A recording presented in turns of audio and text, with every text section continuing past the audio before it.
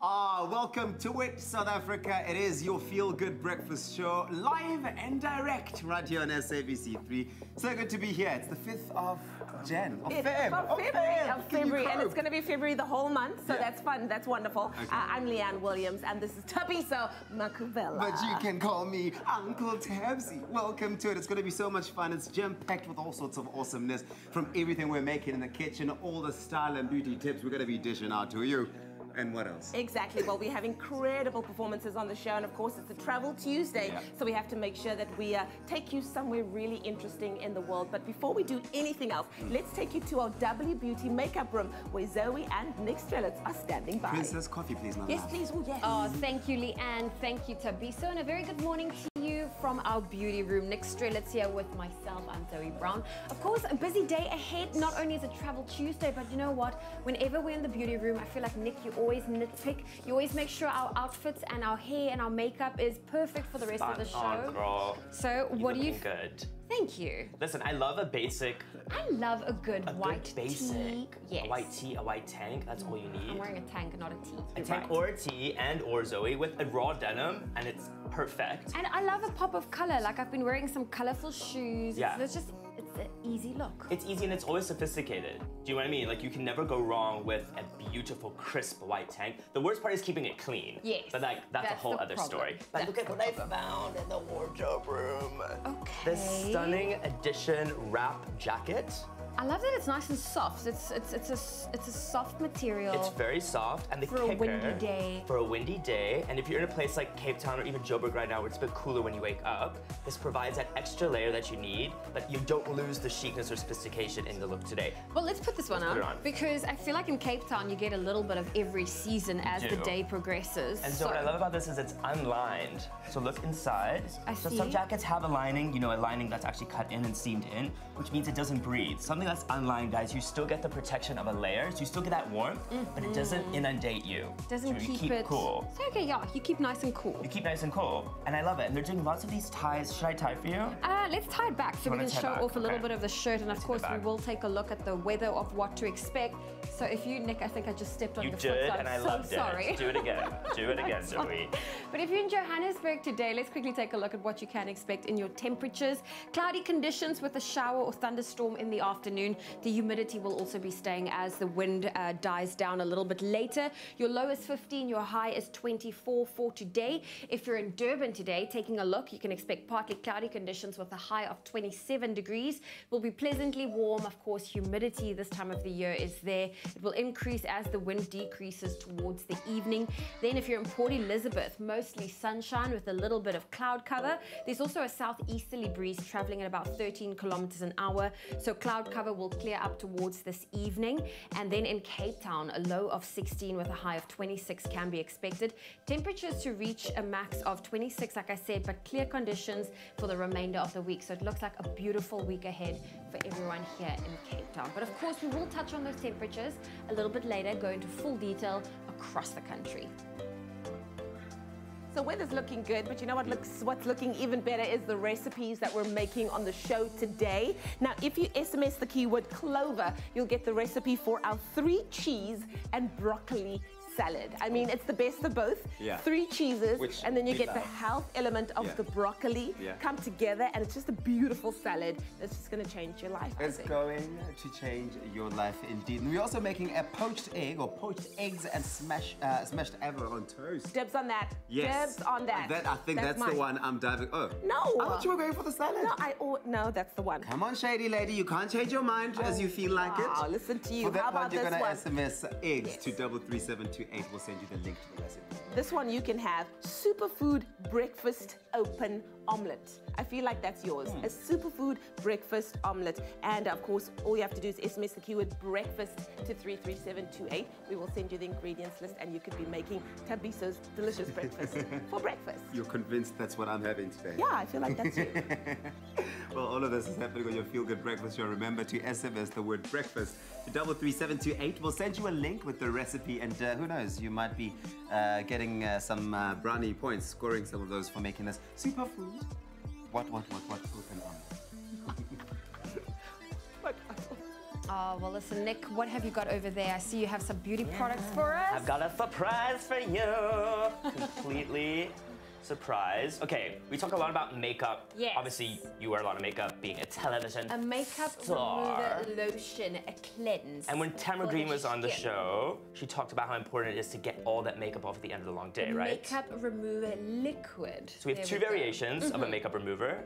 One is actually like a moisturizer. So this white bottle in here is more for sensitive skin. So if you suffer from allergies, although what's great about all W Beauty is that it's very allergen protected. So you're actually pretty good no matter where you go. I love a makeup remover lotion. It just leaves your skin a little hydrated. I find like, I love a good makeup wipe as well, don't get me wrong. But sometimes you feel like your skin feels a bit tight. Right. Because it strips your skin sometimes of the oils 100%. that's there. So you have to invigorate the skin before you actually go to bed to make sure you're getting all those nutrients, the moisture back into the body. Because I believe that window when you sleep is actually one of the most important times for the skin, right? Because it's sort of cooling down and getting back to grips. So how do you remove your makeup? Girl. Because let's be honest, on the show, everyone gets powdered. No one wants to be shiny. I'm not saying you're wearing a lot of makeup, but if you work on camera, everyone gets powdered, but you have to wash your face to remove the makeup. Absolutely, and no matter how small the amount as well. So even if you're doing a little powder, I just get a little base of foundation and then top it off with a little powder. But how do you clean off your face I do it with after the show? With the WBT wipe. So they've got these great wipes. I just do a quick wipe. Luckily for me, I mean, I'm not wearing that much makeup. I ain't no Mariah Carey with that pound and pound of foundation So on. we have a lot of makeup on, so I love the lotion. I sometimes find I struggle to remove all the residue from my lipstick. And often if you wipe it with a wipe, it like smears it everywhere, so you have like this red chin comes across. Which is not a vibe. Yeah. But it's great that it is a moisturizer. I mean, how many makeup removers do you actually see that have this sort of consistency? Yeah, I like so it actually that. feels it makes the skin feel moisturized. Yes, it does feel moisturized. And hydrated. And great. hydrated, so this is for more sensitive and this is more oily prone skin. So if you go down to Woolworths, W Beauty, check these out. They will Tell them I sent ya. Or don't. Okay. I don't know. Well, Nick Strelitz is going to be hanging out with us today. Are we talking fashion a little later in the show? We are talking a big hot button topic in fashion, which is sustainability. So I'm getting a bit dark today. But we want it, it's a conversation that needs to be It needs to happen. It's overdue, so I'm giving it to you. Okay. Yeah. Well, we will see a little bit more of Nick Strelitz on your Feel Good Breakfast show, but let's see who is performing a little bit later. Don't lie, Nick Strelitz. We all know you've got a cake on your face. Place a finger on that, and that's where the proof is. But listen, it's not about that. What is an offering of your Feel Good Breakfast show without an amazing performance? We do that every single morning. And this morning we have Cape Town-based musician Ashton Wylie. Welcome. Yeah, thank you so much. Morning, everybody. Yeah, I was just saying now that you feel so familiar. You're such a big part of our family. Second home. This is my definitely your second home. Bring the wife, bring the friends. Yeah. This is the best place to be in the morning. Ah, man, this is wonderful. Well, you're going to be performing for us this morning, and you're going to be giving us some vocals, you're going to be giving us some instruments, you're going to be giving us live, you're going to be giving us performance. But what 3 songs are you going to be performing for us this morning? Whiskey and Wine. I know that's early for the morning, but Whiskey and Wine first up. Broken and Beautiful, new single coming out. Friday the 8th of Feb. And then kicking it off with Lights Down Low to end the show. Ah, man. The one thing that I think anyone knows about you, if you've ever seen Ashton Wylie perform on our show, is that you know that he's an incredible live performer. He really just draws a live audience in. But where can people catch you if they were trying to get you doing a live gig? Oh man, there's so many coming up. 13th of February at Cafe Rue. That's one I'm really excited about. 16th at Stelly's Summer Sound. 17th at the Hey Baby Fair in East London. On the 18th, that's Selborne, old school. Yeah. Oh, awesome, man. Well, listen, Ashton Wylie is here on your Feel Good Breakfast show all throughout the morning. Connect with us on social media and let us know when he does perform what you think of his performances using the hashtag Expresso Show. Oh, thank you, Tabi. So certainly looking forward to those performances. But it's also time for us to take a look at what's happening in our local and entertainment news. Yes, Leanne is here. She is joining us for that. Come on in. Thank you. There we go. Well, I was just saying it's time for us to actually, just on time, to take a look at what's happening in our local and international entertainment news. Absolutely. I think you would have seen on social media on the weekend the inaugural Cotton Fest music festival, music and fashion festival that was started by Ricky Rick was this weekend, and it was absolutely amazing. But I think the one thing that everyone was talking about is the fact that Ricky Rick's bestie, Casper West was not in attendance. He was not on stage. He was not the surprise performer that everybody was hoping. And of course, Casper says, look, he doesn't feel bad about it. He doesn't feel, you know, like he doesn't feel a certain kind of way, even though, you know, Rick is his best friend. He actually came out and said, I am not booked for Cotton Fest. I wasn't booked for the event or even asked to be a part of it, but I don't have beef with not being part of it though. It's dope to see South African hip hop unite and create dope moments. I'm all for that. But I'm like, it's weird because I can understand not being booked for it. Maybe Casper just came in at too much money, I don't know. But like at least give the brother a VIP or something or make him a part of it. I don't know. Anyways, he says that he has no beef. The festival, which featured more than 80 acts, was held at the old train station in downtown Josie. And I mean, I saw the likes of Nasty C, Questa, AKA Youngster CPT. It was absolutely amazing. And 80? I was very, very happy to see it had such a turnout. It was sold out. That was fantastic. I mean, and it's the inaugural one, so you can only imagine next year they're planning probably to go bigger and better. Exactly. But 80 acts, that is a massive lineup. We need Cotton Fest Cape Town. That's all I'm to say. Cotton Fest Cape Town. There we go. We have a knock at the door. Let's see who's here. Hi, Tab One and Zizzles. only Tabisol. So who wasn't invited to the Cotton Fest? Well, Casper West wasn't booked to perform at Cotton Fest. Anyways, talking about inaugural things, Beyonce and Jay-Z last week launched a competition that is absolutely incredible for all of their fans. Now, I think you know that Beyonce and Jay-Z have become vegans, right? Yeah. When she was trying to lose the baby fat, she started incorporating a plant-based diet every Monday, and then all of a sudden Jay-Z started incorporating it 2 days a week, and then it became more and more and more. And the two of them said they've really started adopting this healthy lifestyle as like truth in their lives. It's not just a diet, it's how they truly want to live. So what they've done with their fans is they've launched this competition that if you adopt a vegan diet, a plant-based diet for a month, and sign up to this website called Greenprint Project, you could win a lifetime supply of tickets to their shows. Well, actually not lifetime, for the next 30 years. You can win tickets. Lifetime. Yeah. Which is a lifetime, depending on you know, how old you are. Wow. So that's pretty amazing. You can win 2 tickets, but this is only one person that's going to win. You can win 2 tickets every year for the next 30 years. Wow. What have they got against meat like that they must even like incentivize us for not eating it? Well, we know what a heavy kind of footprint it leaves and how heavily the meat industry treads upon the earth as well. So I think that they're just trying to say to their fans, look, have alternatives in your diet, and you know, maybe make your diet more plant-based, not every single day, but once or twice a day for a week. And I'm a huge Beyonce fan, and when I saw that post, I was going, Beyonce chicken, Beyonce beef burger, Beyonce, and the food keeps coming out at the top. At the top. But here's the sad part, it's only for the US fans. Because my first question is, and what if I win? Are you gonna fly me to America? Are you gonna put me in a hotel? I need to know the T's and C's. If you're giving me tickets to your concerts, does that include like flights? Yeah, no, it's only for Americans. To your concerts? Yeah. But also America's so big. It's easy to travel there. Yeah. Okay, well listen, let's start the day off on a positive note. We've got a quote of the day. You all know Victoria Beckham, don't you? Not personally, but we know of her. Yes, Posh Spice. I mean, she broke onto the scene. I remember this like it was yesterday. It was in the 90s. You know, she's one of Baby Spice's colleagues, because he wasn't sure who Baby Spice was. So she's obviously lived up to her name with a successful career as a fashion designer, and of course is one of half of one of the most stylish couples in the world. Of course, her and her husband David Beckham. If there's one thing Victoria Beckham knows how to do, is dress for the occasion. But one thing she said was also quite impressive as well. She says, "You can make anything into a special occasion and dress up for it." Oh, wow. I love it. Give it to us again.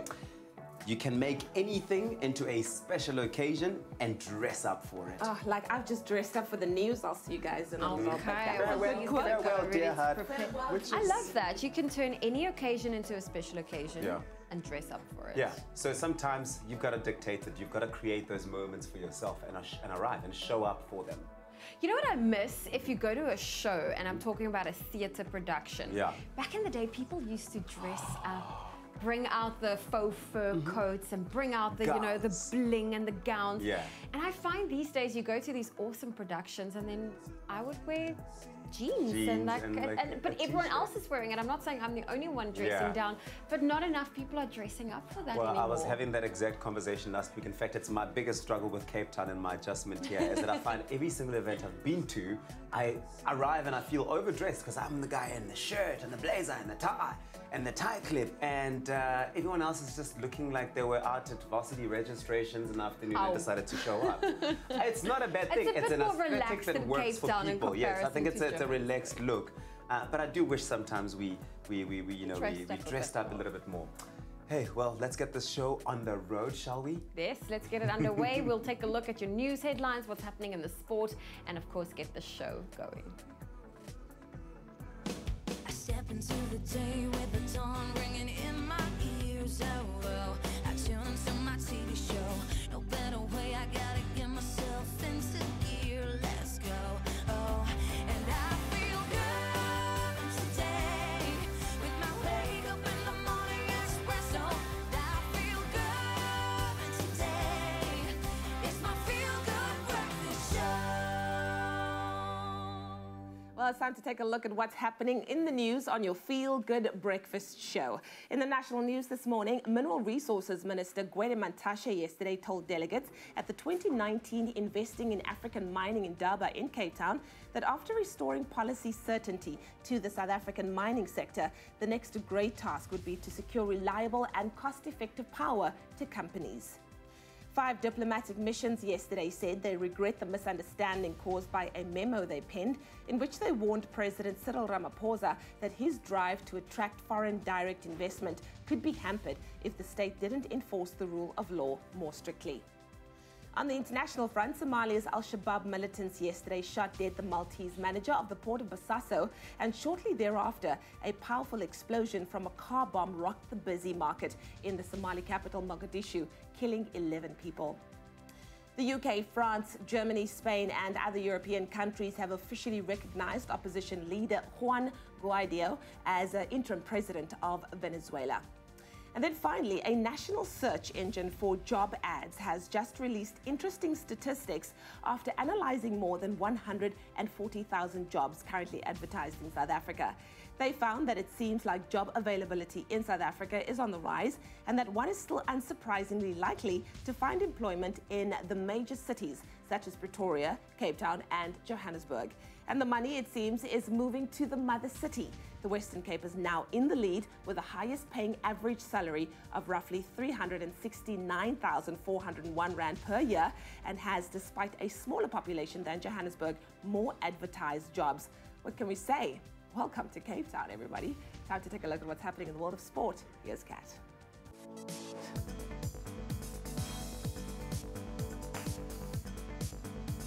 Surely, and now we know who's securing the bags. All right, let's take a look at the sporting headlines this morning. Yesterday evening, Varsity Cup 2019 kicked off with 4 games in the Western Cape and Gauteng. University of Johannesburg beat the Picker by 8-23, where UCT Ikes beat UWC by 32 points to 24. St. Marty's were 33-17 against Wits, and University of Pretoria Tuks beat University of the Western Cape 23-6. Moving over to football news, Liverpool fans will be nervous after last night's 1-1 draw to West Ham, as it will be tough to maintain a lead in the title championship against Man City. Now, if Man City wins against Everton tomorrow evening, they will tie Liverpool in the English Premier League standings at the top of the log. Now, Ghana's Black Stars will be returning home with a win from last night's Under-20 Africa Cup of Nations game against Burkina Faso. Ghana won with 2 to Burkina Faso's 0, and Ghana now stands at #1 in Group B category. Moving over to cricket news, South Africa's cricket lovers are likely to see some new faces in tomorrow night's final with Pakistan after securing victory in the 3-game T20 series against Pakistan. Now, Pakistan will conclude its tour of South Africa after the game at Centurion Stadium. And that's a roundup of the sporting headlines. Thank you, Kat. Well, let's take a look at what to expect in your temperatures today. We also want to say thank you to the beautiful sunrise photos coming through. This one from Tabang, who sent us this grey skyline from Mafeking. Today, you can expect cloudy conditions and also a stray thunderstorm in the afternoon, reaching a maximum of 29 degrees. But on that note, let's take a look at the rest of the temperatures. Polokwane, your minimum for today is in fact 16, your maximum 25. Mbombela, 19 with a high of 26. Pretoria also reaching a high of 26 with some thunder showers expected. Johannesburg 15 with a high of 24. Mahikeng 18, 29. Klerksdorp 16, 28. Kimberley 19 with a high of 32. It's partly cloudy in Bloemfontein 15 with a high of 30. Richards Bay 20 with a high of 29. Some rain is expected in Pietermaritzburg today. Your high is 25. Durban 21 with a high of 27. Mthatha 15, 27. East London 17 reaching a high of 25. Sunny conditions in Cradock today, 14 with a high of 32. Port Elizabeth, 17, reaching a high of 25. Sunny conditions in George, 15, reaching a high of 24. Sutherland, 14, 31. Cape Town, 18, 26. We also have Worcester, a high of 36 degrees. Springbok, sunny conditions, a low of 22 with a high of 36. And Uppington, your low is 23 and your high is 37 degrees Celsius for today. Well, if you have a beautiful sunrise photo that you'd love to share with us, feel free to do so on the Expresso Facebook page.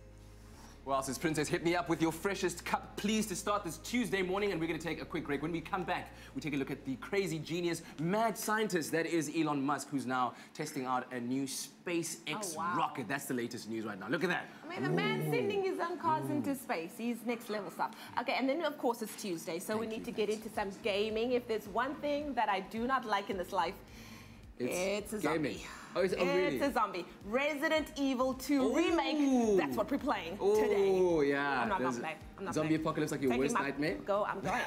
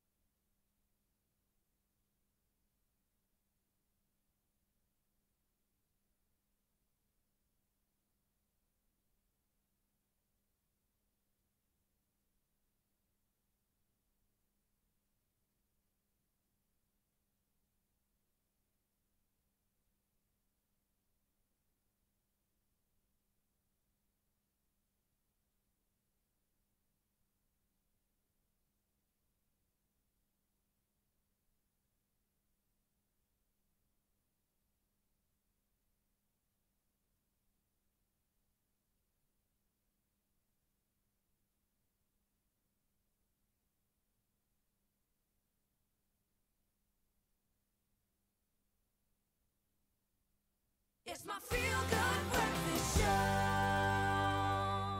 Welcome back to it, your feel-good breakfast show, live right here on SABC3. Thank you very much for choosing to wake up with us this morning.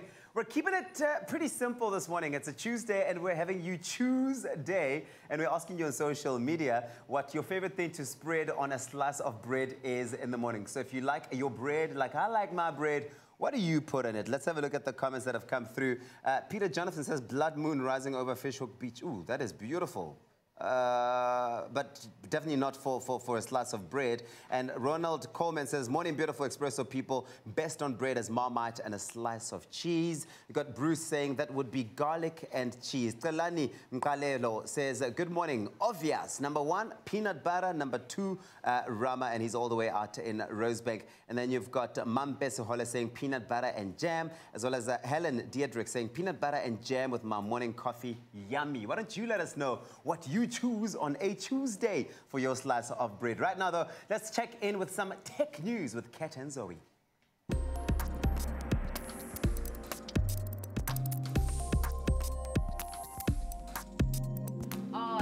some tech news. Listen, last week I was a little bit shocked the direction technology is going in, but this week a bit more interesting, and let's kick it off. A bit more acceptable and palatable. A bit more acceptable, and it feels it's not invading my personal space or life. But Elon Musk, he went viral again this weekend when he tweeted a video showing a taste of a SpaceX's latest engine called the Starship Raptor.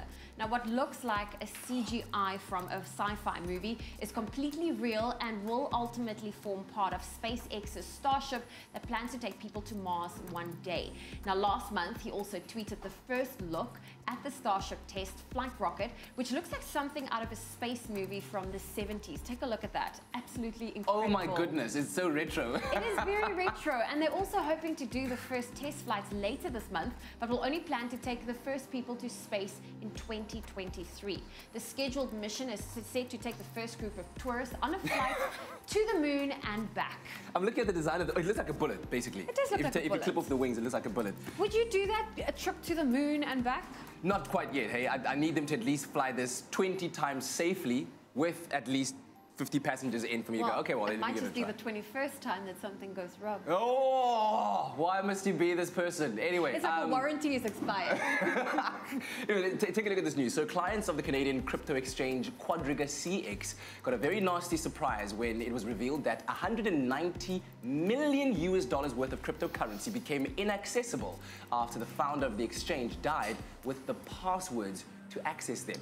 Now, with the high risk of cyber criminals hacking into networks and stealing money from crypto exchanges, many store vital data in cold storage, which essentially means that they store the data on a hard drive that's not connected to the internet. Now, very unfortunately for the clients of Quadriga CX, that cold storage was the founder, Gerald Cotton's personal laptop, and he passed away recently while he was on a trip in India, and his widow claims that he was the only person with access to the computer and he didn't have any backups of any of his passwords. So they even hired a technical expert who was unable to bypass the encryption of that laptop. And there's a lot of suspicion around the founder's death, though, and some people are even accusing the company of faking his death as a part of an elaborate scam, although his wife did provide the death certificate, and the Canadian government have confirmed that a citizen did die in India recently. But what a shock! It's a shock for the people that can't access their funds, but how sad that people are not believing. This poor widow is busy grieving, and she now needs to prove her husband's no longer with her. But $190 million just scrape het op je maag en veer het af, type of thing. Well, calling all of our gaming gurus to gather around because it's time for us to take a look at the brand new remake of Resident Evil 2. If you're a zombie lover, then you're definitely going to love this. Zoe's about to chat to Gareth Woods. Welcome back to you. Welcome back to Mr. Gareth Woods, hey, back in the saddle. Am I having a major deja vu here? We are talking Resident Evil 2. We are. Some 20 years? Yeah, I don't want to age myself too much, but I remember playing the original. I'll take that bullet for you. This is very exciting, first of all. We love this. I don't even know what to call it. A remake, reboot, rehash. But for PS4, which we know is an incredible platform. Complete remake. So what's going on here, first of all? We're going back to Raccoon City. That's pretty much where we are. So there's enough that's the same, and there's enough that's different, that it's fresh and revitalized. I think, you know, there seems to be a theme at the moment in terms of remaking old games, and the risk is naturally that, you know, is it a cash cow? Are we just basically putting prettier graphics on an old game? It's a nostalgic era that we live in anyway, yeah. But they've changed enough in this game that it's essentially a brand new game. And so people who played it before will be like, oh my word, all the like nostalgia and that. And people who've never played it will be like, whoa, this game it might as well have come out for the first time in 2019. So really, really cool. The atmosphere is all there. The most notable change besides the updated graphics is it's the over-the-shoulder camera, which became really popular in Resident Evil 4. But in RE2, it was this terrible, like they'd call it a cinematic camera, but it'd be a case of going, you'd walk into a room and the camera would be this fixed thing, and you'd be kind of almost, you know, a lot of guys are saying, what's the hardest enemy in Resident Evil 2? And a lot of guys would say the camera. Yeah, it's your point of view. This is an unbelievably successful franchise. Yes. It's one that birthed kind of, I want to say, a genre of games, but and its own kind of sect within entertainment, pretty much. And cosplay and layers of culture around this. Does it live true to that? because there are those of us that are old enough to remember. Yeah. Are we going to be as impressed with this as we were? Our minds going to be blown? I think what Resident Evil, it suffered from a bit of fatigue in terms of, you know, iteration after iteration. The fact that there were how many games and how many movies in the space of such a short space of time. And then it felt like Resident Evil 6 was the one where suddenly people were going, oh, this is not the Resident Evil I grew up with. Yeah. And then it rebooted 7, I think it was 2 years ago, where they went first person and it went back to the kind of survival horror theme as opposed to an action shooter. Got a little zombie there crawling on the floor. And then all of a sudden everything changed. It was back to like being scary and, you know, poorly lit, and, you know, you're sitting here with my flashlight and, oh, it's creepy as hell. And but it takes you on a physical journey. Yeah. This was one of the first games for me that kind of really did start eliciting a physical response to the adrenaline state that you can enter into that space. And with, let's be honest, some of the scariest bosses that you will find in any game. Is this terrifying? Who is this game for, buddy? You notice I'm keeping like one eye on the screen at all times because it's like, it is pretty scary. I'm just waiting for the sound, the impending doom. Sound is such a huge part of this game, now that you mention it. And it's got a great function if you're playing on headphones, binaural recording, where what they do is they actually put I think it's the microphone on the different ears. So they have a model with the kind of head there, and they put the sounds and they record it almost, you know, around a head. So it's pretty much like, you'll notice some things. About as authentic Yeah, as you'll you notice can things like you'll be walking on a floorboard and you'll hear it creak in front of you, and as you leave, hear it uncreak behind you. And it's particularly interesting because one of the mechanics in this game is there's this Mr. X who, at certain parts of the game, just follows you, and he's like relentless. He just like is there to, you know, give you a hard time. And essentially, you hear his footsteps for meters and meters, coming closer and closer and closer. The music slowly starts building, and that tension, as you mentioned, is a huge part of the game. Answering who's the game for, I think anyone who's a Resident Evil fan is a no-brainer. If you're a survival horror fan, obviously that's for you. It is, I'd say, a little bit for an older crowd. Yeah, there are some scary moments, there's a bit of violence, but... that sawn-off double barrel on the back should be your first indication that's that it's going to get sort-off hairy. Grenade launcher. Don't let the ponytail guide you, let the shotgun guide you. It does look amazing. Obviously, graphically, I think a game like this really does... What we're loving about this area is it's compound growth. They're taking the best of everything that's available at the moment. And by all accounts, it seems to hold true to a genre that really is worth delving back into. So hopefully this will bring in some new Resident Evil fans as well. Resident Evil 2, it's back, baby, and it's got the PS4 treatment. Well done for avoiding. Oh, man. Beautiful sound check happening in the studio. Yeah. All while Resident Evil is going on, keeping it on the down low. So listen, we're giving away 2 copies of the new Resident Evil game, which is Resident Evil 2, of course. So 2 of Resident Evil 2. 1 for Xbox and 1 for PS4. That's right. Do you want it? Yeah. If the answer is yes, then you need to enter. And to enter, go to the Expresso Morning Show Facebook page and comment on the Resident Evil game competition by answering the question, who is your favorite Resident Evil character and why? And zombie number 2 does not qualify as an answer. The competition closes on Sunday the 10th of February at midnight, and T's and C's can be found on our website, expressoshow.com. Come on, get in there, get entering. Well, we are taking a quick break on your Feel Good Breakfast show. When we get back, I've been enjoying our vitamin B chats about the importance of it. And of course, we are focusing this morning on those who are diabetic and the impact it has on you. And it's all about healthy breakfast, because our recipe for this morning, just to kick off the show, is a superfood breakfast open omelet. Tabisa's already called dibs on it, but it's going to be absolutely amazing. We'll be right back after the break. Princess. Clover Crush, 100% pure fruit juice packed with vitamins and no added sugar. Crush, your daily dose of goodness. Now also available in long life. Made with love by Clover.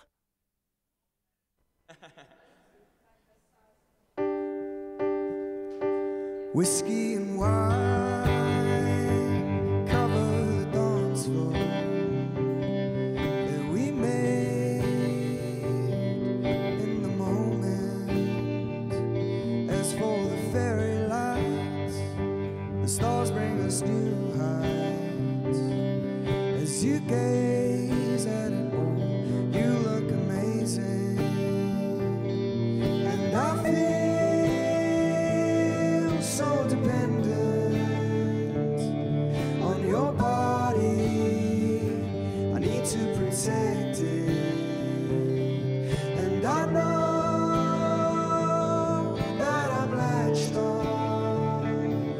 to be real, to be free, to be me.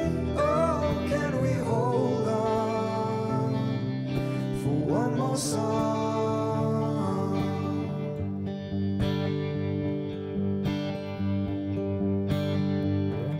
We close our eyes, now there's a ceiling, and your smell and your dress and our friends looking on. It's the first time that it's perfect. Oh, it's perfect. Together as one. And I feel so dependent. It's my feel-good breakfast show. Welcome back to it. It is your feel-good breakfast show, Expresso, right here on SABC3. Your Tuesday continues, and we have lots more feel-good coming your way. Yeah, always so good to have your company. Now, next up, Zoe continues her discussion about the importance of vitamin B to our overall well-being. Pay attention.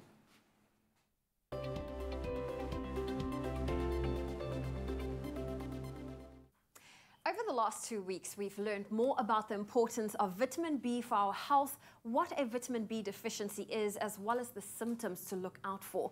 Today, we touch on one of those risk groups who may be at risk of vitamin B deficiency.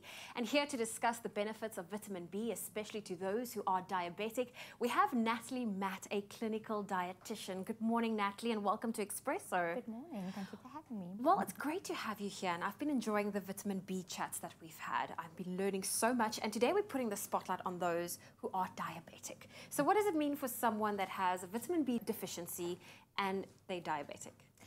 Well, all of our B vitamins are very important for energy metabolism, including carbohydrate metabolism, which is a big focus for people with diabetes. And we also know that nerve health is really important for people with diabetes. And so this is one area where we want to make sure we are giving people enough nutrients to take care of themselves. And then also they have medication which might interfere with their absorption of B vitamins. And so it is an area we really want to pay attention. And I know that when it comes to nutrition and the foods that you eat, it's very important, especially those who are diabetic, to look after their diet. So what are some of the foods that they need to make sure that they incorporate into their diet? Well, thankfully, the foods that are high in B vitamins are also amazing for blood sugar control. So you will see what we have in front of us today. They aren't processed, very high energy foods. We've got foods in their natural forms. And when it comes to B vitamins as a group, most of the foods here are high in a lot of the B vitamins. So we have, as an example, our legumes, lentils, chickpeas that are very high in B vitamins, as well as whole grains. And when we think of whole grains, we don't just think of whole wheat or whole grain breads and pastas, but also things like oats. And then we also have dark green leafy veggies, which are high in folate. And then for vitamin B12 and most of our Bs, we have animal products. So we've got meat, we've got fish, think of chicken, and eggs are all high in B vitamins as well. And all of these are part of a healthy, balanced diet that will help keep blood sugar beautifully controlled. But for someone that is diabetic, what are the signs and symptoms that they are potentially vitamin B deficient? Very good question and very important question. A lot of the signs of B vitamin deficiency can overlap with the complications of diabetes. And these are things like numb fingers or toes, losing feeling in your fingers and toes. It can also be things with your mood, so maybe feeling a little more down or irritable than usual. Your brain might be a little bit foggy. And then you might experience, even as an extreme example, difficulty walking. And all of those are important and should be raised with your healthcare team. Very important indeed, and especially a conversation that needs to be had. And when it comes to vitamin B, for those, you know, the different types of diabetics, you get those with diabetes type 1, type 2. How does vitamin B affect them differently? So at a group level, everyone is an individual, and it is so individualized according to where a person is, the kind of diet that they choose, their physical activity levels. In between type 1 and type 2 diabetes, both really have to pay attention to their B vitamins because you use a lot of the same medication between the two types of diabetes. And so there, it really is important that people individualize according to the medication that they're taking, according to their lifestyle and also their age. But you can't just say, this is your diagnosis, this is what you need. It's a little bit more complicated than Absolutely. that. And just to reiterate, why is it so important for those who are diabetic to focus on, upping their vitamin B intake? Well, I think because a lot of the B vitamins that we get come from really wholesome foods, you want to make sure that you are focusing on getting these from food. As a dietitian, I always encourage food first. There are some groups of people who are unable to get all of their requirements from food. Maybe they don't absorb it very well because of medication that they're taking. But generally, you want to focus on a whole balanced diet to make sure you are getting the nutrients you need as well as controlling your blood sugar adequately so that we are also managing the complications that we see with diabetes, things like peripheral neuropathy, nerve damage, things like vision not working very well. And a lot of these are also great at helping to drop blood pressure. Oh, very interesting. Well, Natalie, thank you for joining us this morning and shedding some light and, of course, emphasizing the importance of vitamin B. And, of course, it's also very important to know that vitamin B in those who are diabetic and, of course, the role it plays in their overall well-being. Now, don't forget to join us next week when we discuss the importance of vitamin B to those who have gastrointestinal disturbances or diseases.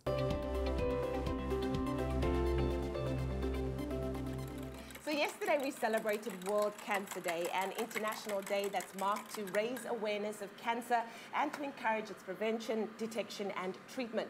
Now we'll be making a quick and easy superfood open omelette that's filled with some foods that may help to reduce your risk of developing cancer. And because we know that if anybody knows how to make an omelette, it is Katlego, because he's hosted enough omelette challenges. Oh, this is true. I feel like, how did I assume that status?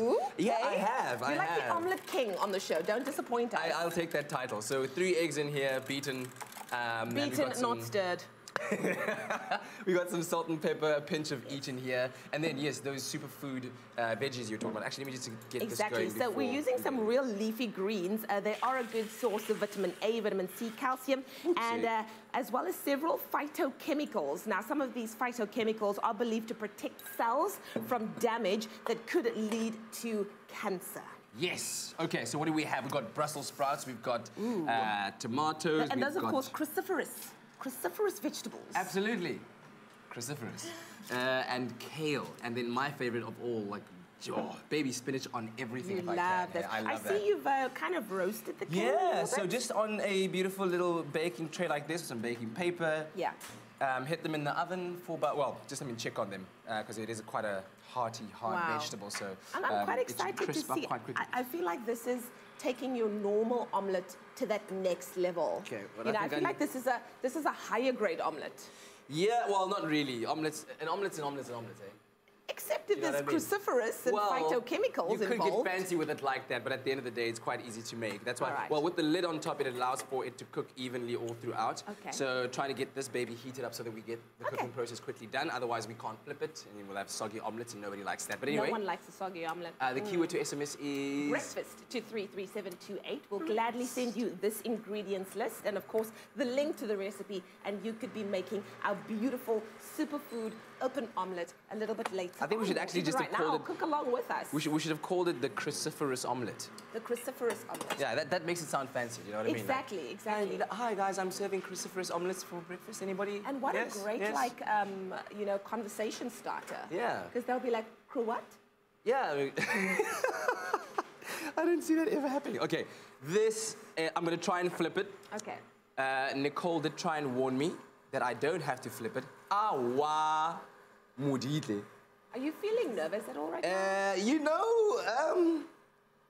A little. I know. Just a tad. I'm okay. I've made enough omelettes in my life to know and, my way around a yolk, okay? Not a problem. Once again, we are using very delicious leafy greens, great source of vitamin A, vitamin C, calcium, as well as phytochemicals. And then also what I love is the tomatoes are high in vitamin C, and of course, they have been shown to reduce the risk of prostate cancer. You know when the chef turns his back to the camera, it's gaan verkeerd hierso. You know what? It's gaan baie I'll be honest with you. I do prefer the top of my omelet slightly ever so wet. Soggy. So that I still feel like I'm having the most organic should part be interesting. All right. of the egg. Do you know what I mean? So you're just gonna, just let your spatula do the work. And we're now allow making it to just scrambled No, don't you dare. Look at this. And because we're arty, we're crafty, we're doing it for the gram, you got to try and just use your creativity. Creative license is what omelets are all about. Nobody ever says, oh, an omelet must be like this, it must be like that. I think you know what I somebody mean? did say, oh, just let it happen. And that's why you get omelette du fromage, you get the omelette du cruciferous, and then you just allow your creativity. It is broken up. No, it is an omelette of a delicious. And you can even, hey, who wants the topic on the omelette? Have it on the side. How about that? Okay. Dress it. Make it look entertaining for your guests. Breakfast to 33728. Allow the cruciferousness to be. The ingredients list and the link to the recipe, and you could be making this one yourself. Look, this is what I'm saying. Just let the cruciferousness be, and we're done. That's amazing. I'll put that on my gram. I think you're going to be fired from omelette making. No, never. Can't be. I'm cruciferous.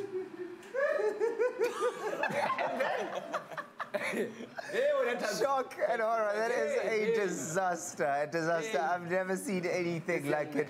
Do not try that at home if you want your omelette to come out cruciferous or in any other appropriate way, right? Slightly wet on top. Not ideal. But listen, we're going to take a quick break right here on your Feel Good Breakfast show. After the break, my main man, Ashton Wylie, he's here. You get to know him a little bit better. And then JP Sebastian's also in the building telling us all about the latest movie trailers coming out, so stick around. Hey, how's that? Hey, stop it. No. After you made the omelette, where's the oil? Nikki.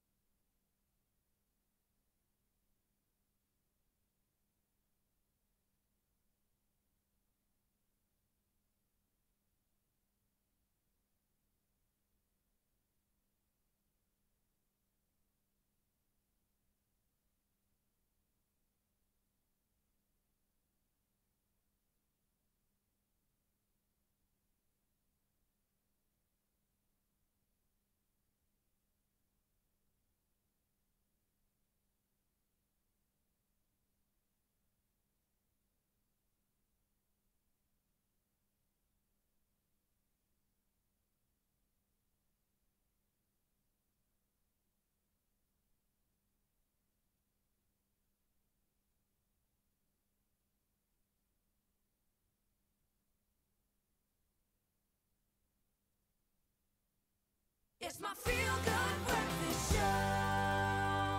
welcome back to your feel-good breakfast show. It's Expresso. Time for us to talk movies with JP Sebastian, and this time putting the focus on new movie trailers that's just been released. I love these. Yeah, well, it always exciting. Gets people's, I don't know, like for JP though, he's watching like 20 of these per week, so I'm trying to keep up the energy, and these are just some that stuck out for me. Okay, so let's take a look. The first one that's come out, The White Crow. The White Crow is directed by Ralph Fiennes, the actor. Who's had a brush with directing before. He did Coriolanus, which was a Shakespeare adaptation. Very good, actually. Like, he's not just like competent as a director, he's trying to do something stylized as well. And The White Crow, you can see by the picture quality, by the film styling, same thing. He's trying to actually like induce something creative on it and not just tell a straightforward biopic, which is about the ballerina Rudolf Nureyev, the true story of, especially around the time when he went from the Soviet Union to Paris on tour and there defected because he was too much of a against conformity, against sticking to the rules and whatever. And so the movie has these KGB dudes minding him and following him around and then trying to nab him at the airport to take him back to Mother Russia. But yeah, obviously he finds his freedom. Interestingly named, I suppose, but that is a nickname of his, given that we had Black Swan previously. But, yes, we did. but, okay, The White Crow. Nureyev was one of the greatest, and I hope that at least this movie, the trailer doesn't really give that away. Maybe by the second trailer we'll see more, but actually focuses on his ballet and not just, you know, trying to build suspense from a story that was kind of dramatic in real life. Yes. Okay, let's move on to, is this The Hole in the Ground? It does not look totally wholesome, does it? Although, I mean, supposedly we eat 8 of those every night that we sleep, so he's just getting his daily dose, at least an 1/8 of it. I think that's nonsense, but anyway. I believe in science, and science told me that on a bad website once. See, so bad website. Probably should not have trusted. So The Hole in the Ground played, I think, at the Sundance Festival most recently, which I think is still in swing. And there were reviewers who saw it and already are considering it one of the scariest horrors that they've ever seen in their lives. Sure. I probably have not piqued your interest at this point, but it is why in movies does okay, so you've had a mother who's gone through some sort of traumatic experience with her son. She's escaping to get away from the stupidity of life and its difficulties and traumas, and so goes to live alone in a forest. That's like the worst thing you can do. And the natural thing to do in horror, I suppose. And hey, lo and behold, there's a gigantic sinkhole that has mysterious properties to it in your backyard. The little boy disappears and he comes back and she does not recognize his behavior. And suddenly he's got super strength and stuff like that, and apparently eats spiders too. So, okay. Hey, why are we still having kids after horror movies? No, you can't say that. Don't watch the horror movies then. Let's move on to The Fast and the Furious that's brought out another one. This was the trailer that's been released for Hobbs and Shaw. Do we have to? Let's take a look at the trailer. Like, I mean, the little sneak peek that we've been playing. So sure, yeah. JP's been blabbing. Let's just run it in the background. I'm sure it will Johnson, Jason Statham. Interesting enough for fans to follow. Although some have been complaining, where's the racing in these movies? Idris Elba in it? Idris Elba is the bad guy, and for reasons again, Idris Elba is a half cyborg, half man. Okay, see, I would watch that. There's something about that that's really cool. That was your selling point, that they add a level of like sci-fi to Fast and Furious that it's never seen before. You're like, oh, now it makes sense. I'm impressed with the cast I'm seeing. I mean, 3 good-looking gentlemen. Oh, so you're all about The Rock and Jason Statham. Listen, I saw Idris Elba in there. I see Dwayne Johnson as well as Jason Statham. It sounds like you're just happy that there's no Vin Diesel. Shame. Is he? Yeah. Kind of looks like he's had how many movies now? Hard-boiled egg. Let's pass it on. I suppose they all look like that. But anyway, so Hobbs and Shaw is a spin-off, and from the trailer, it looks like they don't necessarily have the faith, the belief in themselves to say what they want to say. It looks like the story is going to be sort of a tongue-in-cheek jab at the whole series. Not ripping it off, but as a spin-off, almost like Thor Ragnarok was to the Marvel Universe. Just a slight attachment, but not your typical Fast and the Furious. A break in the tone, but as you can see, there are enough exploding cars and cars ramping submarines and helicopters, and so it's going to be stupid enough like the rest of them, which are enjoyable nevertheless. I see the release date is August 2nd. We're only in February. That's still a wait. I'm just saying. Store the adrenaline, stash it. The calories, all you'll need that you'll burn, and the last 2 brain cells that I have, I will use on that. Well, we did make a little disclaimer. JP sees a lot of movie trailers, so his energy levels is not where it should be on a Tuesday morning, so take him with a pinch of salt. He will be back a little bit later and hopefully a bit happier when we talk movie news. I'm happy. You're here. Well, I've got a perfect reason for you to feel happy on this Tuesday morning. Guess what? One of our favorite singer-songwriters, Ashton Wylie, is in the studio! Neighbors, celebrate. I told you he's coming. He's here now. Home away from home, man. Great to have you back, man. Thank you so much for having me. Yeah. Listen, Friday was a big day for you. It's a big day coming up, Friday, first single of the year, yeah. Oh my goodness, okay, so you're dropping it. It's called Broken and Beautiful. Broken and Beautiful, first one, recorded in Potchefstroom, yes! You recorded it in Potch? Yeah, Potchefstroom with my friends. The home of great people, I hear. I don't know who said that, but it's a thing. Small towns, great minds. This man. Listen, the week leading up to a Friday like that, are there nerves that are associated with it? I've never felt like I'm feeling right now. Yeah. Like, it's like I'm trying to promote it, and I'm trying not to get on people's nerves by reflecting my own. But yeah, I mean, selling the single, I'm really proud of this one. Like, I've put out stuff before, but these singles are really, they mean something to me. So I've put a lot of hard work into them. I've collaborated with producers, great producers. Yes. And yeah, I'm really excited. Tell me about the song, Broken and Beautiful. Broken and Beautiful, man.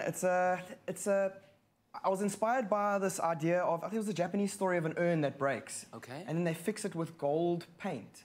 Yes. And it's like, if something breaks or something happens to a person in their family, they break an urn or something, they fill it with cracks and they give it to them and like it's broken, but it's more beautiful than before. So it's the idea of growing from a bad situation or a tough situation, blossoming. That's kind of the story behind it. So the song is about, just know if you're feeling broken, you're always beautiful. You might not always be broken, but you're always going to be beautiful. Was it a case of art imitating life? Were you drawing from your own experiences? Definitely. Yeah? Definitely. After 25, man, hit 25 and I was like, the cracks started to show.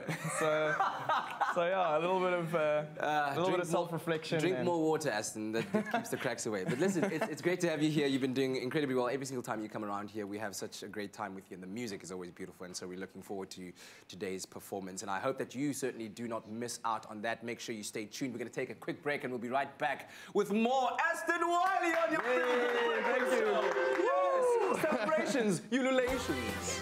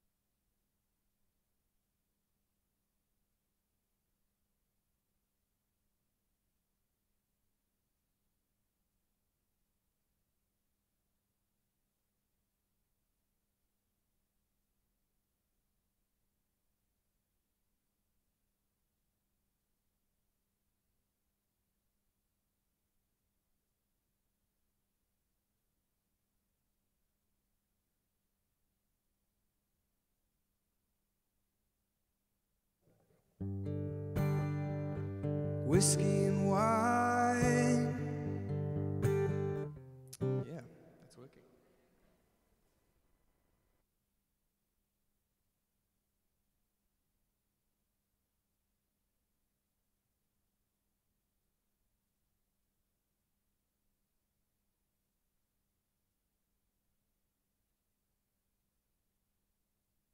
It's my feel-good breakfast show.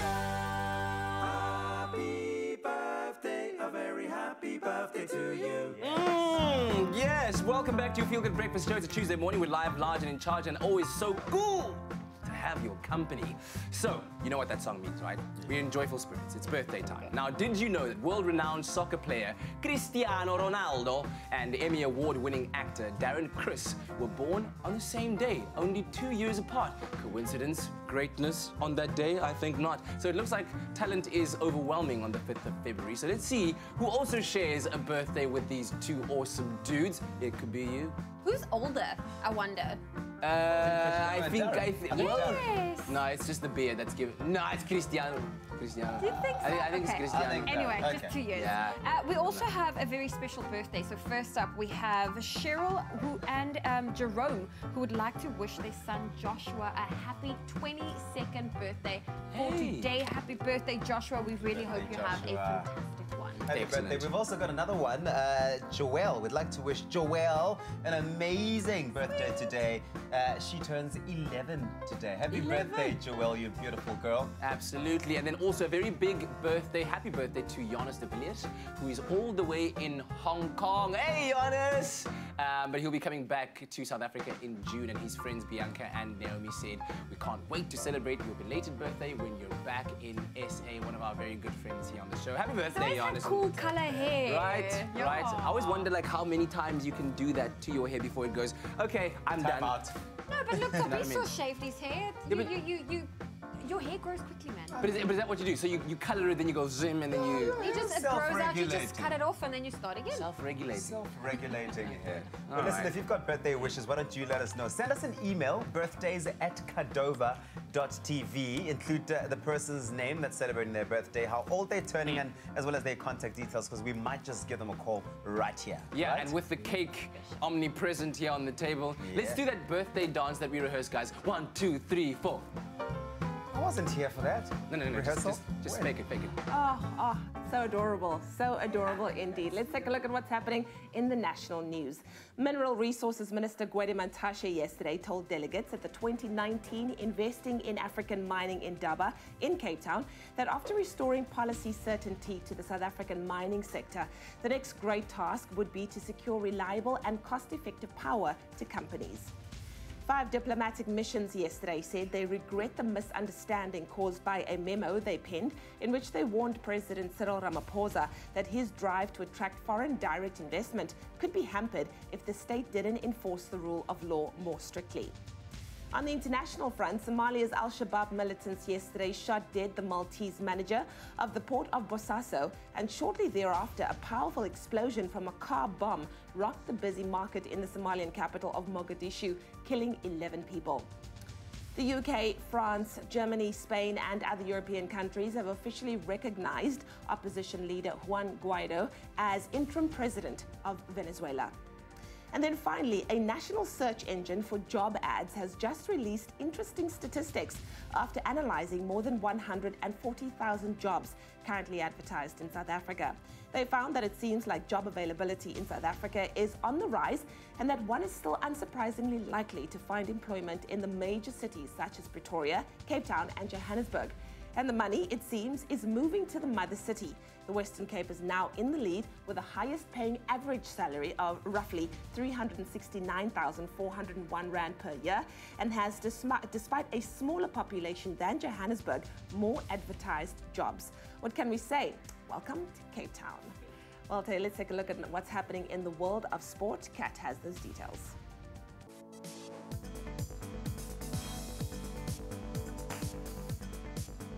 Indeed I do. So here's a quick look in rugby news. Yesterday evening, Varsity Cup 2019 kicked off with 4 games in the Western Cape and Gauteng, where the University of Johannesburg lost to the NWU Booker by 8 points to 23. UCT Ikes beat UWC 32-24. Sun Marties beat Wits University by 33-17, where University of Pretoria Tuks beat University of the Western Cape 23-26.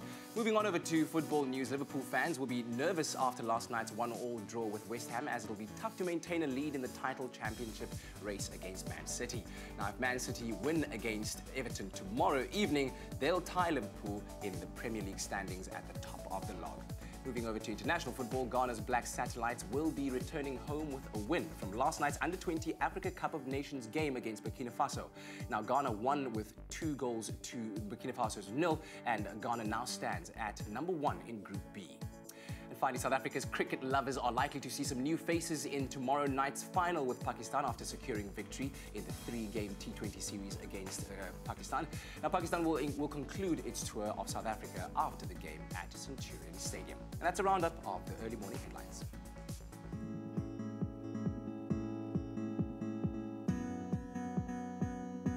Thank you, Kat. Let's take a look at your traffic. Starting off with some good news with the petrol price. The price of petrol is set to increase by 7 cents per litre. That's not so good, but it'll cost you 14 Rand and 8 cents per litre. Diesel is set to increase by 1 to 2 cents per litre. I don't know why I thought that was good news at all, costing you 13 Rand 16 cents per litre. This is due to the rise of international petroleum prices.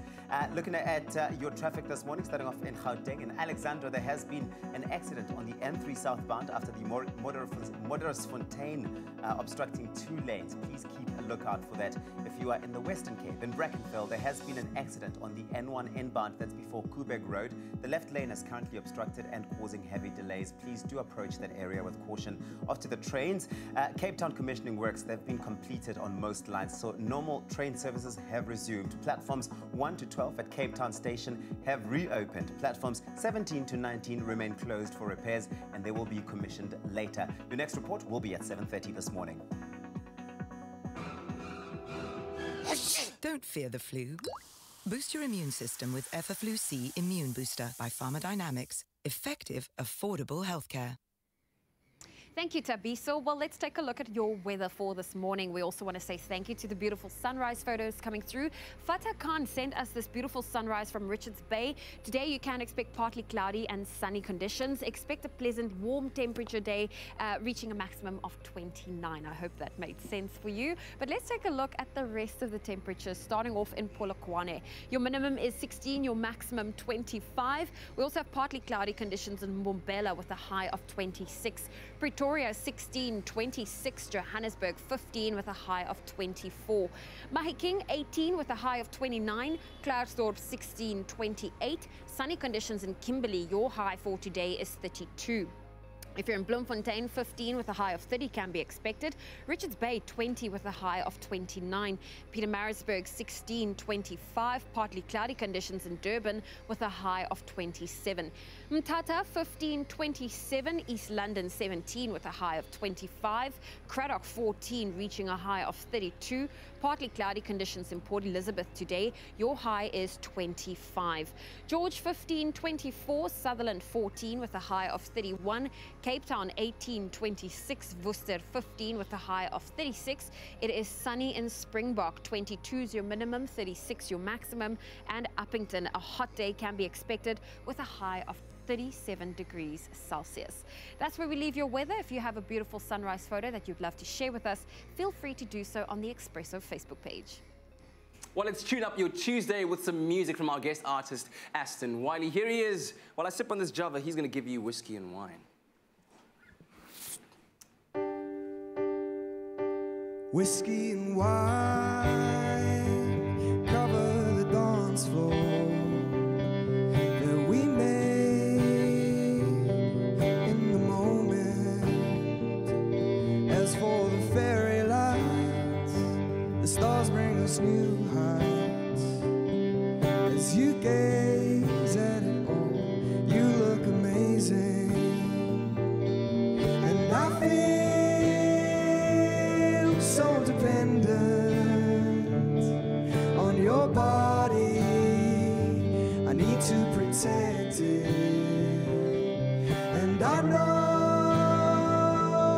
that I'm latched on to be real, to be free, to be me. Oh, can we hold on for one more song?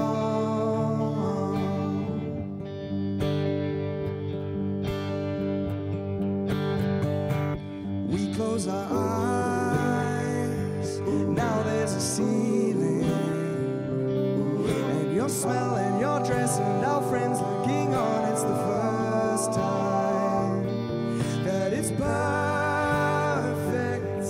Oh, it's perfect. Together as one, can we hold on to this love? It's perfect, 'cause I feel so dependent on your heart. I need to defend it, and I know that I'm latched on to be real, to be free, to be me. Oh, your song.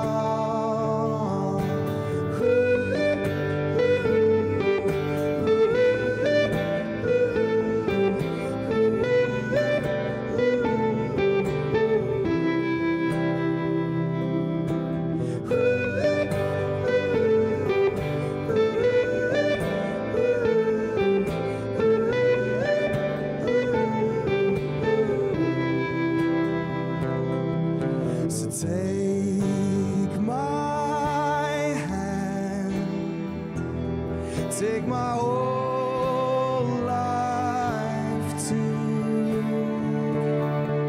'cause I can't help falling in love with you. You are the anchor bringing me steadfast love through the good and the bad times. As for the fairy lights, the stars bring us new heights. As you gaze at it all, you look amazing.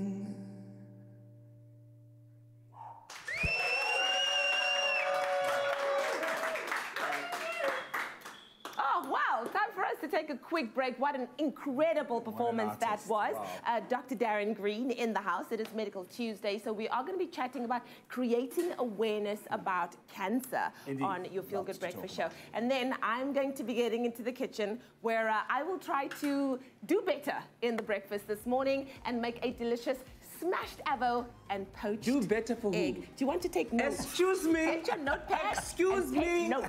We'll be right back after the break. Sis! Enjoy a moment in between with McCafe. See you after the break.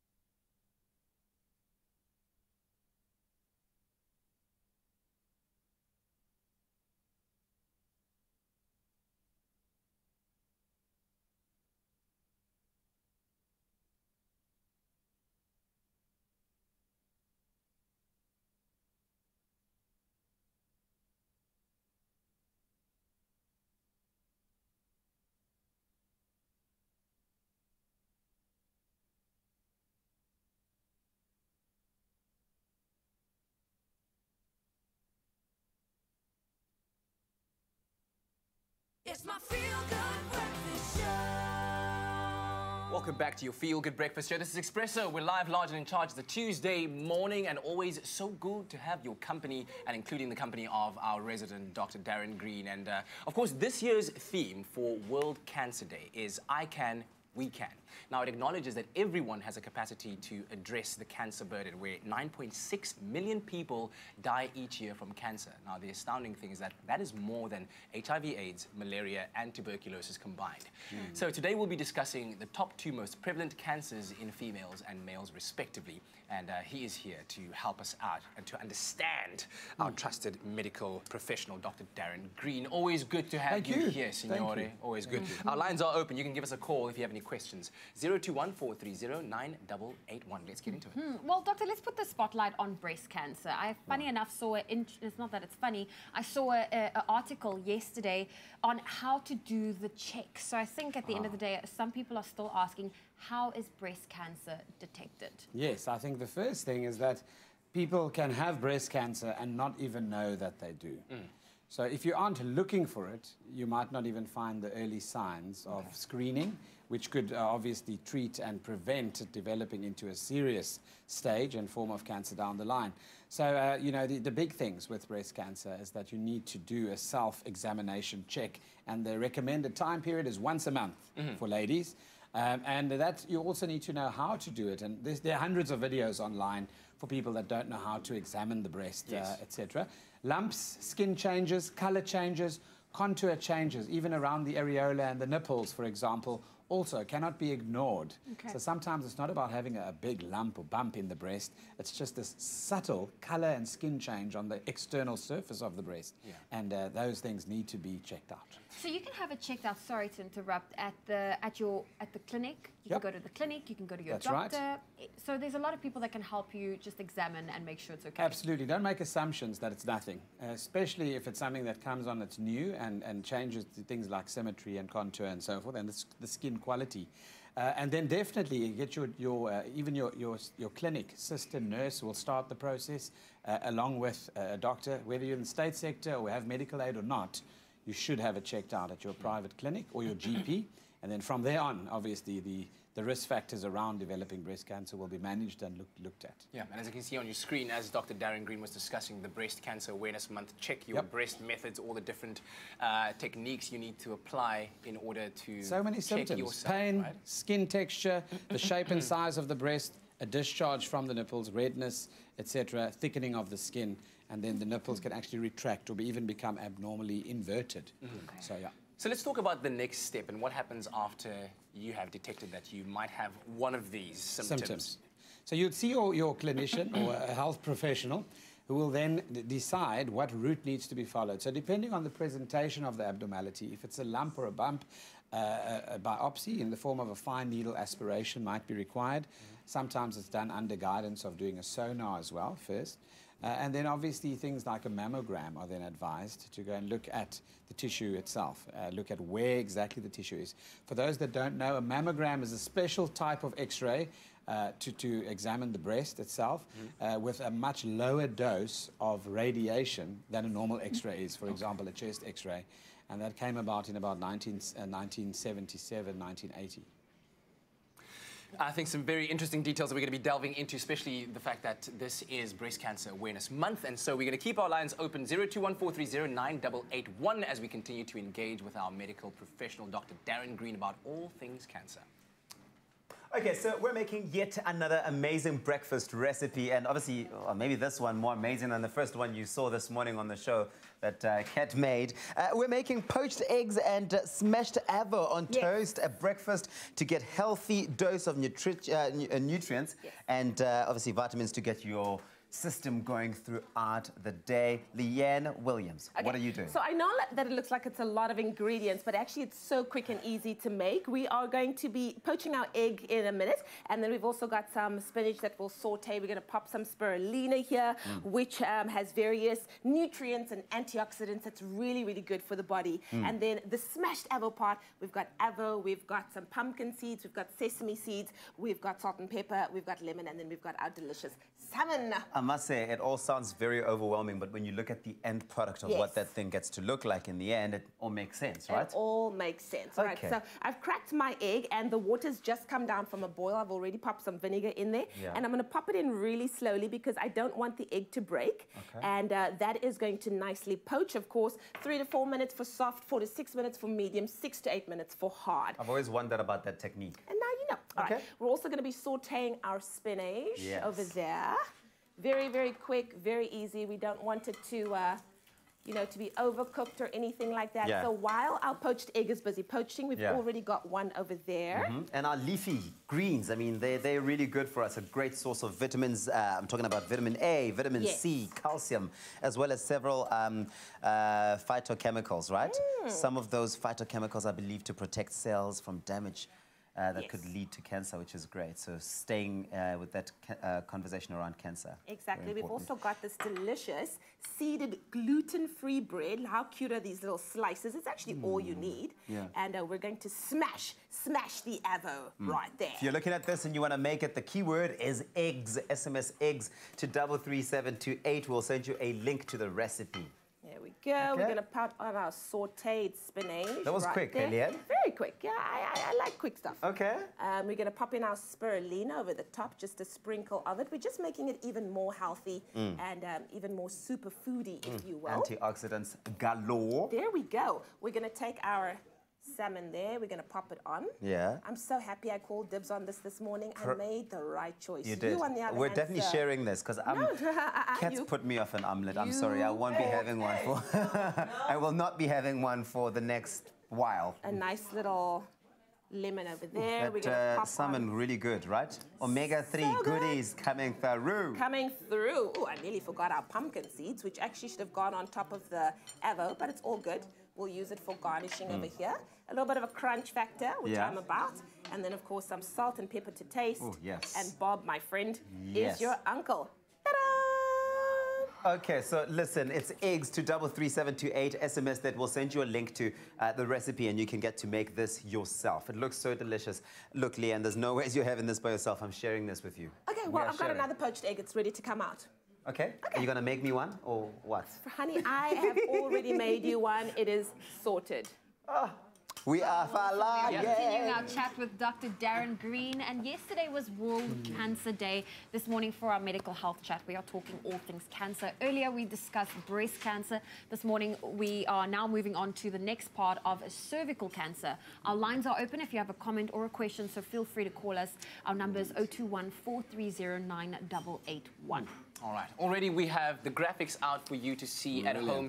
Let's talk about who is most at risk of developing cervical cancer, and perhaps maybe even taking a back step and discussing the cervix and why it is prone to such. Absolutely. I think one of the big things, a lot of people don't know where the cervix is, and cervix is from the Latin word, it means neck.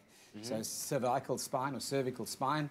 In the case here, the neck obviously to the uterus, and that's the cervix. So you have the column or the pathway of the vagina moving towards the neck of the uterus, and the cervix is right at that point over there.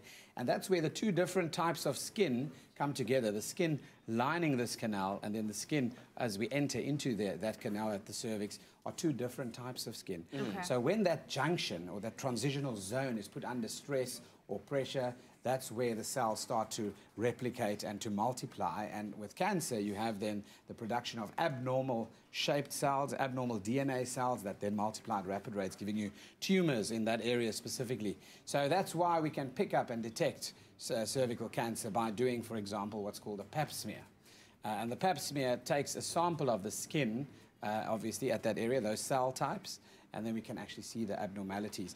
Remember that the cancer can be triggered specifically, this type of cancer, by HPV, which is a virus, very strong association with human papillomavirus and the incidence of cervical cancer. Okay, well, Dr. Darren Green, we have a caller on the line. Jessica, good morning. Good morning, how are you? We are doing good, thank you. What's your comment or question for Dr. Darren Green this morning? Hi, Dr. Darren, how are you? Fantastic, thanks. That's good. I'm glad to hear that. My mom was just recently diagnosed with kidney cancer, and she had her kidney, urethra, and a part of her bladder removed. Now, our question is to find out whether, like, is there any specific food that she should be eating, any food shakes that she should be drinking to try and prevent that from spreading, or, you know, to get her healthier? Thank you. Good question. Thank you, Jessica. So incredible question surrounding diet and cancer. This sounds like quite an extensive cancer that needed aggressive surgery. So the staging of the cancer is obviously quite important, and could be even stage 3 cancer. That's what it sounds like over there. We're not sure if it's spread to the lymph system in that case as well. But aggressive surgeries nonetheless. When it comes to post-cancer or intra-cancer treatment nutrition, it's a highly specialized field, and there are actually dietitians and nutritionists that specialize in that field. What we do know is that the impact of your diet and lifestyle on cancer, and even your ability to handle things like chemo and radiotherapy, are very dependent on your diet, your levels, for example, of your liver and your kidneys being able to handle those drugs, for example, as you do that. So you need to preserve that function by looking after the liver in terms of a healthy, balanced diet. You could also look at, a lot of people go onto a lot of plant-based diets during that time and eat a lot healthier in terms of the macro and micronutrients. So a lot of people believe in looking after good gut health, specifically with things like nausea and vomiting and that as side effects to the treatment.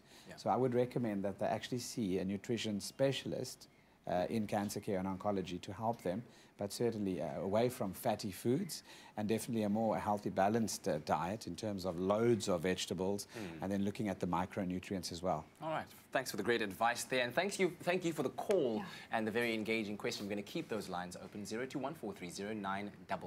We'll be right back with Dr. Darren Green.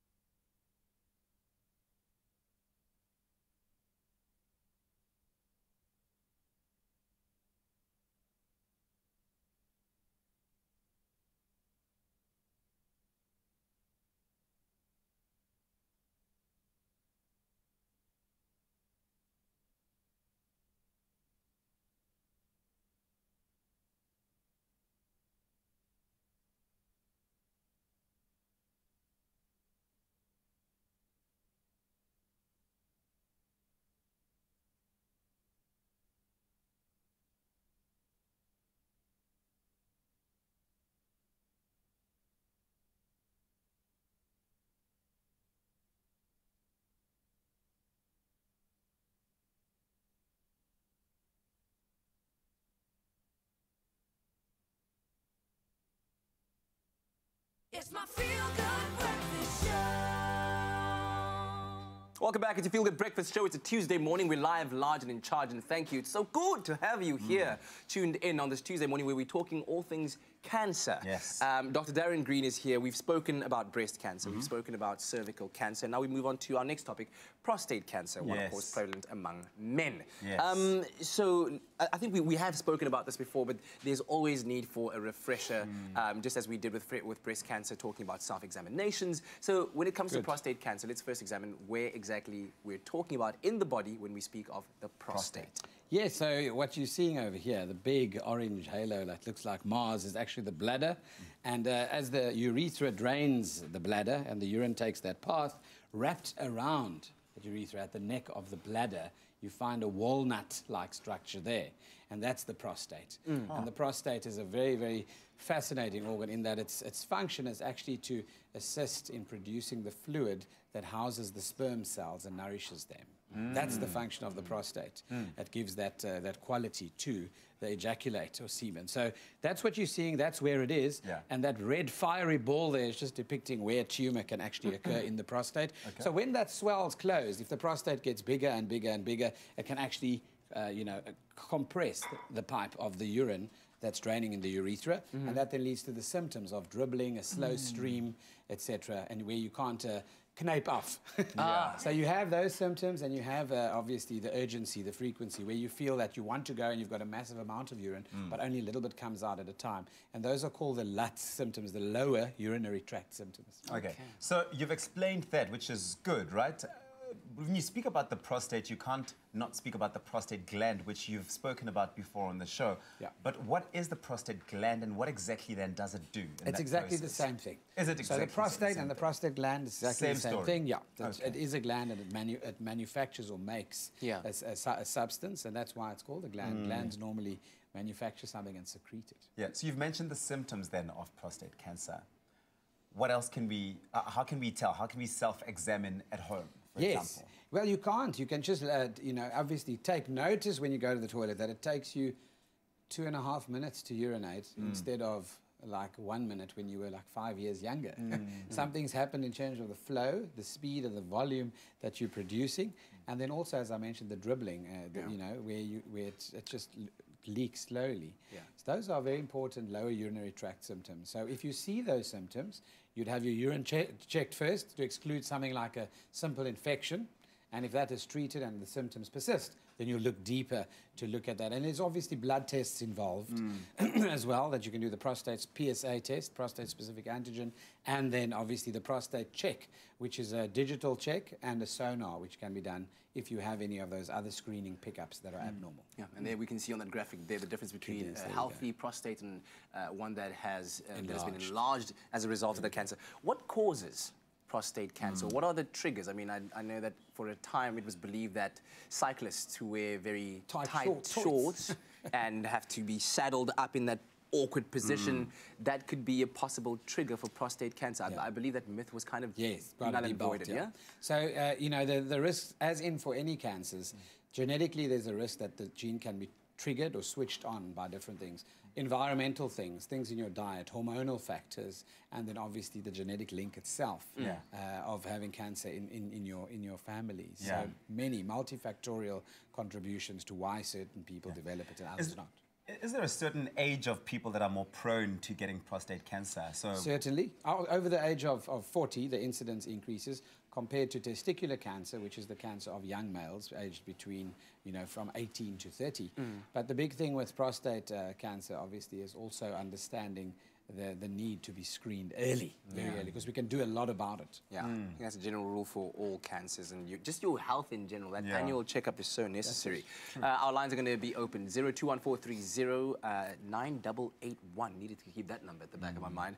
We've spoken breast cancer, cervical cancer, prostate cancer. Next up, we'll be tackling lung cancer with Dr. Darren Green. In the national news, Mineral Resources Minister Gwede Mantashe yesterday told delegates at the 2019 Investing in African Mining Indaba in Cape Town that after restoring policy certainty to the South African mining sector, the next great task would be to secure reliable and cost-effective power to companies. 5 diplomatic missions yesterday said that they regret the misunderstanding caused by a memo they penned in which they warned President Cyril Ramaphosa that his drive to attract foreign direct investment could be hampered if the state didn't enforce the rule of law more strictly. On the international front, Somalia's al-Shabaab militants yesterday shot dead the Maltese manager of the port of Bosaso, and shortly thereafter, an explosion took place from a car bomb that rocked the busy market in Somalia's capital, Mogadishu, killing 11 people. The UK, France, Germany, Spain and other European countries have officially recognized opposition leader Juan Guaido as interim president of Venezuela. And then finally, a national search engine for job ads has just been released with interesting statistics after analyzing more than 140,000 jobs currently advertised in South Africa. Now, they found that it seems like job availability in South Africa is on the rise and that one is still unsurprisingly likely to find employment in major cities such as Pretoria, Cape Town and Johannesburg. And the money, it seems, is moving to the mother city. The Western Cape is now in the lead with the highest paying average salary of roughly 369,401 Rand per year and has, despite a smaller population than Johannesburg, more advertised jobs. What can we say? Welcome to Cape Town. Time for another look at what's happening in the world of sport. Here's Kat.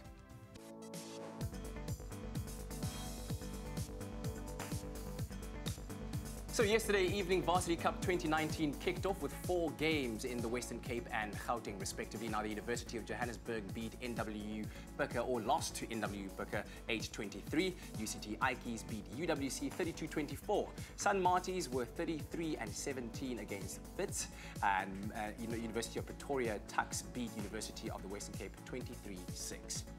Now looking at football news, Liverpool fans will be nervous after last night's 1-1 draw with West Ham, as it will be tough to maintain a lead at the top of the race for the English Premiership against Man City. Now if City do win against Everton tomorrow, they'll tie Liverpool at the top of the log. Moving on abroad, Ghana's Black Satellites will be returning home with a win from last night's Under-20 Africa Cup of Nations game against Burkina Faso with a score that ended 2-0. Now Ghana stands at #1 position in Group B.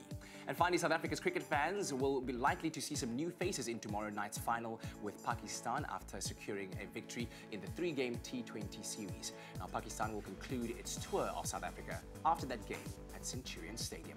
And that's a roundup of this morning's major sports highlights.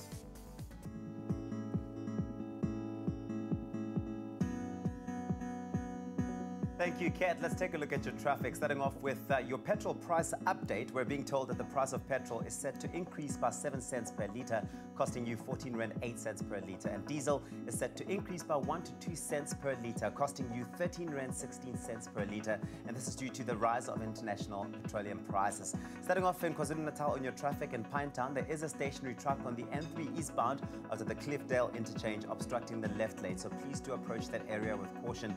In the Western Cape, in Century City, on the N1 inbound, there is congestion between R300 and Sable Road. The average traveling speed there is 25 kilometers per hour with delays up to 23 minutes. And after the train lines, on the Cape Flats line, there are delays of 15 to 20 minutes due to infrastructure problems at Pinelands, sets out of service as well as speed restrictions. Your next report will be at 8 o'clock this morning. Thank you, Tabiso. Well, let's look at those beautiful sunrise photos that's been coming through. Dayasha, thank you for your amazing sunrise from Pietermaritzburg. If you're there today, expect partly cloudy conditions with pleasant warm temperatures with a maximum of 29 degrees. But let's look at the rest of the temperatures. Starting off in Polokwane, your minimum is 16, your maximum 25. Mbombela 19 with a high of 26. Pretoria 16, 26. Johannesburg 15 with a high of 24. If you're Mahikeng today, 29 is your maximum, and Klerksdorp 28, that is your maximum for today. Kimberley 19 reaching a high of 32. Bloemfontein 15 with a high of 30. Richards Bay, your minimum is 20, your maximum 29. Some rain is expected in Pietermaritzburg, your high is 25. Durban 21 with a high of 27, Mthatha 15 also reaching a high of 27, East London 17 reaching a high of 25, sunny conditions in Cradock today with a high of 32. Port Elizabeth 17 with a high of 25, sunny conditions in George today, your maximum is 24. If you're in Sutherland, 14 is your minimum, 31 your maximum, Cape Town 18 with a high of 26. Worcester 15, 36, Springbok 22 with a high of 36, and Uppington a low of 23 with a high of 37 degrees Celsius.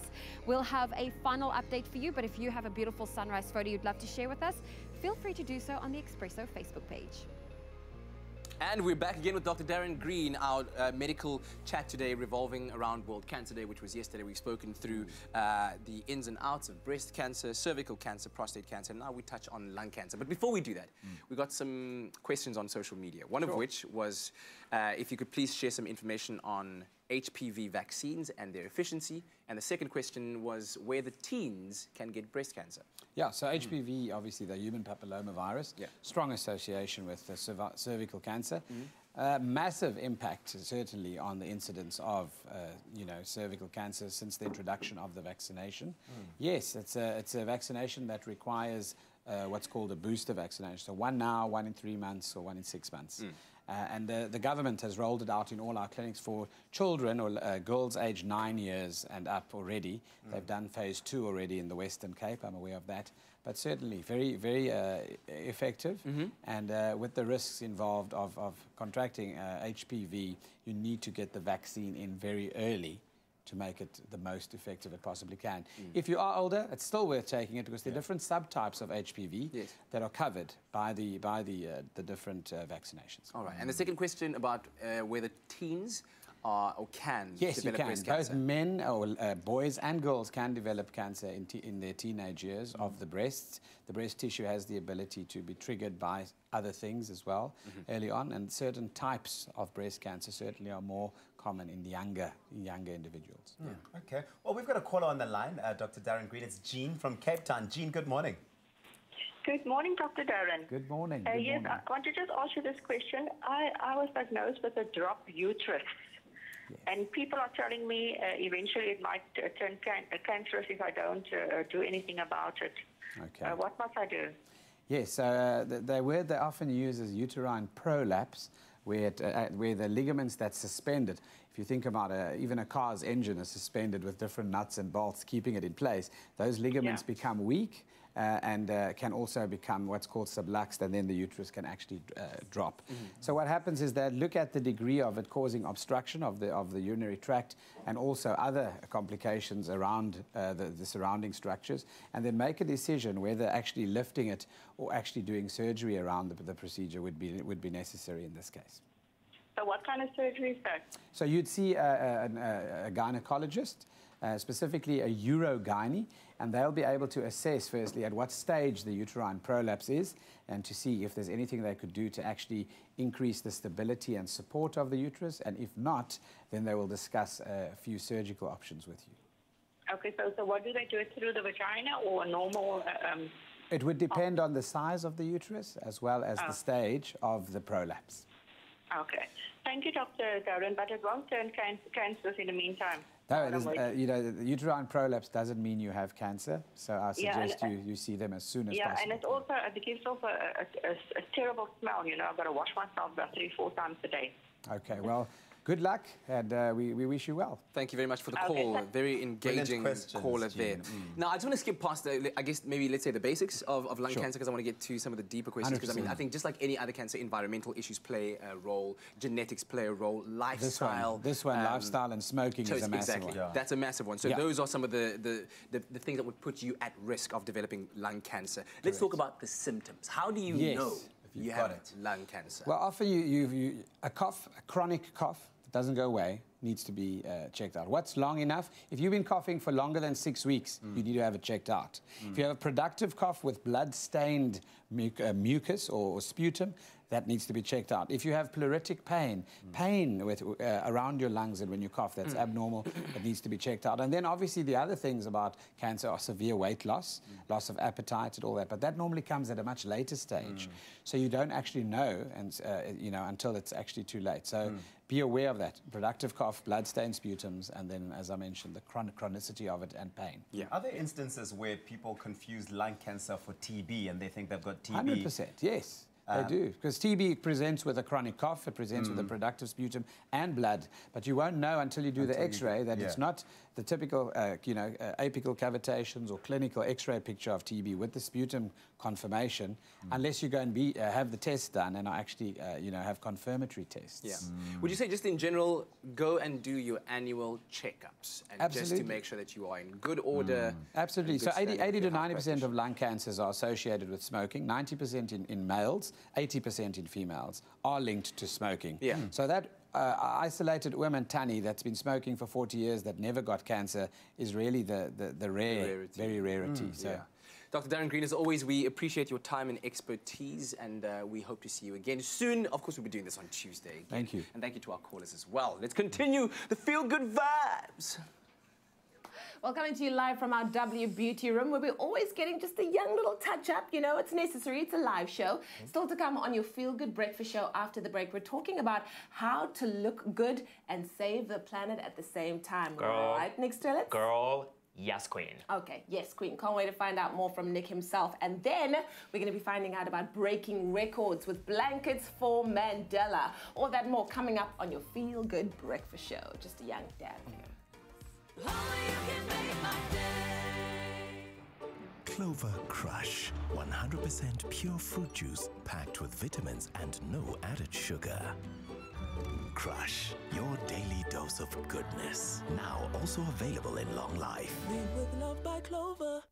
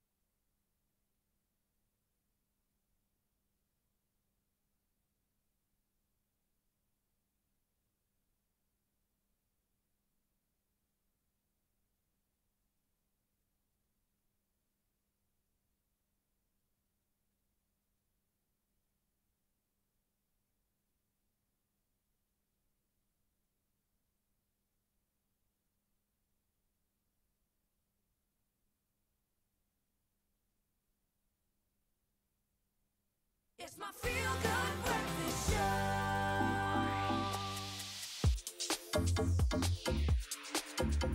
Welcome back to your Feel Good Breakfast Show. It's Expresso right here on SABC3. Now, with the environmental degradation on the rise, it's now very important, more than ever so than before, to make sure that we take care of what's happening globally in terms of our environment and its preservation and care. And with the fashion industry, a leading contributor to greenhouse gas emissions and deforestation, one has to learn how to better balance style with caring for this precious earth. Now, in this week's How-To Fashion Guide, we are giving you some easy ways in which you can do so. And the person who's going to be doing that is Nick Strelitz, everybody! Yes! I'm over it. Put a Bluetooth, boom, right I hate there. it. Are you Why does over everyone it? hate me? No, we We love don't you. hate you. We love you. Let's talk about the fashion industry. I mean, I saw a report in 2017 that was released that said the fashion industry is worth estimated $2.4 trillion. Isn't that crazy? Wow. That must amount to a lot of waste. Should we be worried? You know, we should. Yeah. I'm not sugarcoating it. This is not your Feel Good Breakfast Show today. Okay. But it's a conversation we need to have. Yeah. But first, let's hear some staggering statistics courtesy of our friends at Vice News. Listen to this. Okay. Fashion is now one of the most polluting industries in the world. The textile industry alone produces more greenhouse gas emissions than the aviation and shipping industries combined. And the sheer amount of clothes we consume, which already accounts for more than half of all the textiles produced, is expected to keep going up. From 62 million tons in 2015 to 102 million tons by 2030. At that rate, the fashion business would need to use 35% more land and 50% more water. Wow, that is staggering statistics. Isn't that crazy? Textile industry responsible for more greenhouse gas emissions than shipping and aviation. That is insane. I'm going to hit you with other crazy, mind-boggling statistics. 70 million trees a year are cut down to make the clothing we wear. 70 million oil barrels a year are used to just create polyester. That's one fabric. The clothing industry is the second biggest polluter in the world behind oil, and the second biggest polluter and contaminator of our waterways and water systems after oil. Now, how can we fix this? I mean, these are some scary statistics. Are people at least putting things in place where we can at least limit the amount of waste we're creating? Well, that's a fantastic point as well. So it really is about being transparent and asking the questions of your government officials, or really researching to see which clothing brands and which countries have strict environmental regulations in place. So you really have to be a conscious and cognizant consumer to fix this problem. So we know that we can't fix it necessarily on a global level overnight, but we can change things locally by changing how we do certain things. What tips do you have on how we can bring about change, you know, right on our the local level? And you absolutely can. So let's first talk about shopping, actually getting that garment when it gets to you. A lot of people don't think about the travel time and actually versus online when you buy versus in store. But shipping still takes millions of gallons of gas and oil to get the clothes to you. So you really need to be cognizant of how you're getting your clothes. 22% of a garment's climate impact comes from the process of a consumer driving to a store, then driving to another store, trying on that dress at another store, bringing it home. So you really want to be time efficient. So it's all about one store, one time, get in, get out, and try to limit your excursions to once a month. You know, don't be shopping every single day, Ms. Zoe Brown. Well, you know what the thing is? Also, those who package the online, I was so shocked the one time I ordered something online. Every little item was wrapped in plastic and more plastic and more plastic, which I personally thought was unnecessary. Well, the packaging is crazy. Another statistic is that every 40 days, the average person discards their body weight in packaging. So, I mean, that's inclusive of food and fashion. So say no to plastic bags. And if you can't avoid, you don't need that plastic bag when you go to the store and you get that garment. Just take it with your hands, or bring a backpack, bring a tote with you. You don't really need that. Do recyclables instead, recycle cardboards. A lot of retailers these days are using cardboard in lieu of plastic, but you really need to educate yourself on which retailers are and which aren't.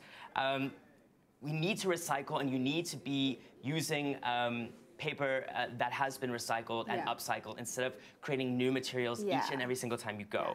When it comes to garments and clothes, like what should we wear to in order to be more sustainable? The fabrics are crazy, Lee. I mean, the fabrication really is, people don't think about it, but something like polyester that takes 70 million gallons of oil to produce is a plastic. So every time you wear polyester, you're actually perpetrating the use of plastic in clothing. So you really want to go to naturals like wool, silk, hemp, and linen, but cotton as well in its natural state is also a massive pollutant. Also, we think about the living conditions of the people who are harvesting the cotton as well. That's why I really try and look for organic cottons instead.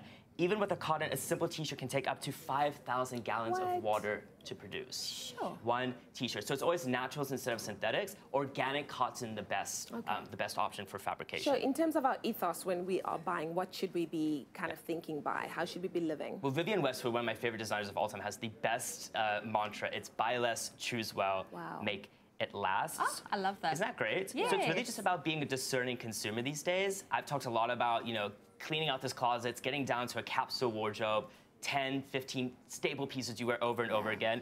In America, the average person throws away roughly 70 pounds of clothing and other textiles per year. They just make it so easy with all these sales. Like, I know, but that's the crazy answer. The trick with the sale is you only buy an item on sale if you would buy it at full price. You don't just buy it because it's going into sale. So choose well, purchase smarter, really research the brand's ethos, and be really sort of in tune with their practices, because you're supporting them at the end of the day. Yeah, wonderful.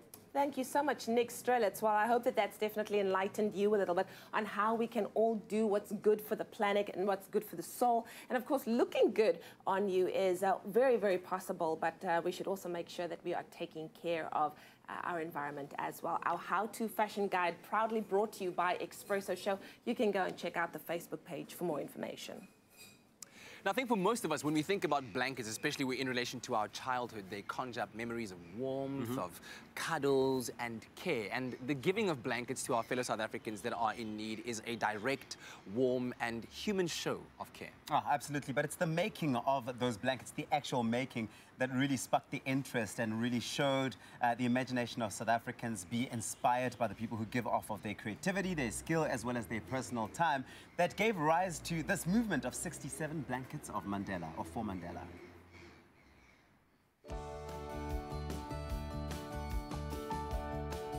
Here at Wits University, the Nitwits, as they love to call themselves, were attempting to smash the Guinness World Record for the most people crocheting simultaneously. Leading the charge once more was Carolyn Stain. Carolyn, please tell us about the 67 Blankets for Mandela initiative. Well, it started 5 years ago, shortly after the passing of our beloved Madiba, and Zelda, Madiba's assistant, challenged me to make 67 blankets by Mandela Day 2014. I couldn't make 67 blankets on my own. I did not have 67 friends, so I turned to Facebook. And I asked complete strangers if there's anybody out there that might be able to help me make a blanket. And that happened at 3 o'clock in the morning. The next day, I woke up to hundreds of people saying, I'll help you, I'll make a blanket, hashtag I'm in. You've spoken about how this amazing initiative came about. How do you feel now that it's grown so much? You know, this has taught me that a simple, single thought can manifest into a movement. You know, Madiba says, it always seems impossible until it's done. Well, 67 blankets, we've done it and we continue to do it. So in 5 years, today is our birthday. It's Mozart's birthday, so the synchronicity there was just too beautiful to pass up. So Richard Cox suggested that we work together, and I loved it. So today was a celebration, Mozart for Mandela, a Guinness World Record, and we did it. And where do all the blankets that the Nitwits have knitted go? We get requests for blankets from orphanages, old-aged homes, oncology units with babies. We've got prisoners around the country making blankets for communities on the outside whose lives have been affected by crime and violence and poverty. So they talk about knitting their broken lives together. And around the world, we're knitting nations together. So music is a very important part of people's lives. It sort of adds that finishing touch to things. And so we thought it was a really important part of this because this is such a wonderful initiative. And what better way to finish it off than to have some classical music? I'm here with the kids from Alexandra Art Quorum. So we're here for the knitting challenge. What makes me a knitwork is that I collect kids in the community and I teach them how to crochet. I've come to crochet. I'm not very good at crocheting, but I heard about it and I decided it's such a good cause. I'll come and do my bit, even if it's a few inches. But I hope lots of blankets will be given to lots of people who need them. For the partners of 67 Blankets, the Nelson Mandela Foundation, this is the perfect expression of Madiba telling the world it's in your hands to make a difference.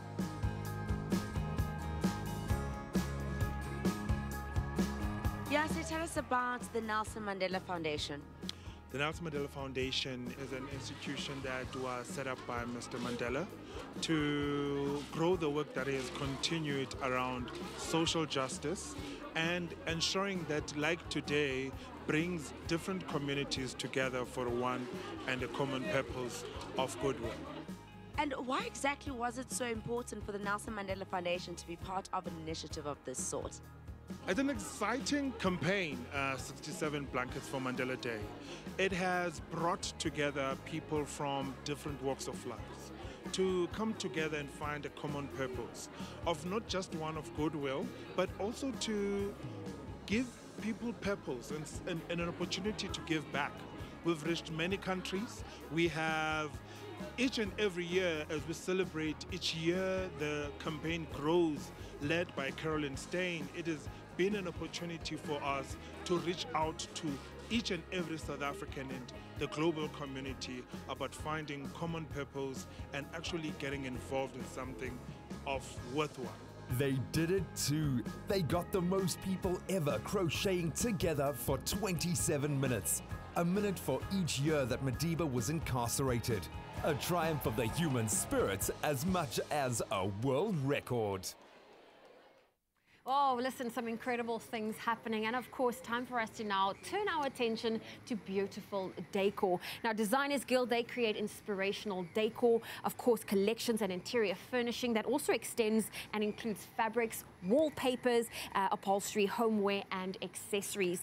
And as we enter into a brand new year, it's also time to take a look at all of the trends that's available. And of course, we get inspired by Fabrics, Home Fabrics Sales and Marketing Director, Mark Shotland, who is back on your Feel Good Breakfast show as we discuss the new things that's launching as we kick off the brand new year.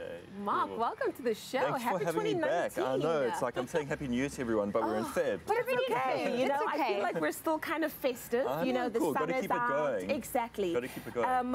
The reason why I'm so happy that you're here is because it's very early in 2019. Yes. We can kind of get trends going and talk about it and prepare ourselves for what's to come in the rest of the year. So let's talk about the current fabric trends for 2019. What's in store for us? Well, this year I'm very fortunate. I've just got back from all the fairs in Europe, and this year it's all about sorbet colors. There's been a huge trend away from those jewel tones, and you're looking at more of those beautiful soft pastels. I know the color of the year is coral, but I'm thinking more blush tones, pistachio green, sky blues, basically and rose. Zoe's colors. Exactly. Zoe loves all of I those. see you. I see pastel it. colours. So yeah, that's something just more softer and a little bit more contemporary this year. Very nice. Yeah. Now, Home Fabrics, you guys have been distributing Designers Guild for the last 30 years, and they've just brought out the new, they've launched the, is it the Veronese? Yes. What can we look forward to from this, the launch of the Veronese? So the collection, well, Trisha Guild, who's the founder of Designers Guild, is all about beautiful florals and colour. And this collection has been inspired by the Venetian frescoes of the 16th century. So you're thinking a lot along the lines of beautiful marble, fabrics, wallpapers, overblown florals, again with those beautiful pastel colours. Okay, so I'm going to have to read this name because it's a little difficult, darling. Alongside Designers Guild launching in March, there's also the Christian Lacroix. And then, of course, Paradis Barbaret Fabrics as well. Got it right, spot on. You can take my job. Come on. Which includes a mix of prints and embroideries and weaves. Can you give us a sneak peek of what this collection is actually going to bring to the table? So Christian Lacroix is actually distributed by Designers Guild, and it's quite tongue-in-cheek because where Designers Guild is more focused on beautiful florals and very fresh. Designers Guild's Christian Lacroix is a little bit more moody. Black is back, so that's kind of like the focal colour of the collection. And it's kind of a little bit of a whimsical storytelling collection of kind of the world we're living, tongue-in-cheek, bit of whimsical, fun-spirited. Well, March is very exciting for you guys because you're not only launching that, but you also have a new range that you're launching when it comes to fabrics for, you know, your curtains, your blinds, your bed covers and cushions. Are you allowed to reveal a little bit more for us? For you ladies, I'll do anything. Yay. So, as you both know, Fiberguard's been a huge brand for us. That's our stain-resistant technology fabric. When I first came onto Expresso, we had 4 collections. We're going to now launch our 26th collection. That's amazing. So it's really just been phenomenal. Everybody needs stain-resistant fabric. And then alongside that, we've got FR1, which is fire-retardant fabric. So there's a huge need for restaurants, hotels, even at home where you've got children, to kind of protect your environment. So FR1 stands for fire retardant, and it's fabric that doesn't catch a light. And there are some beautiful marble fabrics, textures, double width shears that we're really excited about this year. Well, we can't let you go without, of course, asking for some tips for decorating our home with fabric and wallpaper for 2019. Well, you know paint? Never use it. Just use wallpaper. Okay. Just wallpaper everything. I've seen a lot of, when I was in Paris recently, I saw a lot of designers at the fairs wallpapering ceilings and making more of a feature on your ceiling opposed to all the walls. And again, not small print, go large. They're beautiful wall panels, overblown florals, and just be bold. I mean, life's stressful enough. Fun, yeah. Life is too short to not be bold. Exactly. I love that. Go team. Oh, Cool. I love it. Thank you so much, Thanks, Mark. ladies. Of course, we're talking about fabric inspiration and trends for 2019, and based on what Mark Shotland has just told us, it's going to be a very exciting year ahead. Of course, we're going to take a quick ad break and, of course, get our summer glow on. We'll be right back after this. I think we're like 2 shades dark. I'm available. I'm going to see you.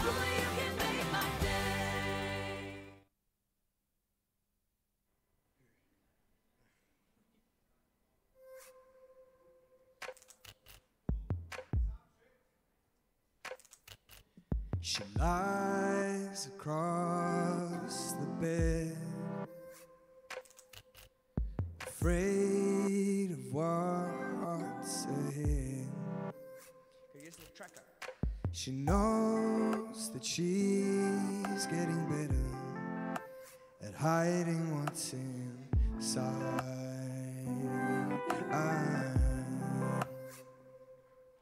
She's broken and beautiful. She's all the things you wouldn't know. In a crowded room, she feels alone. She's broken and beautiful.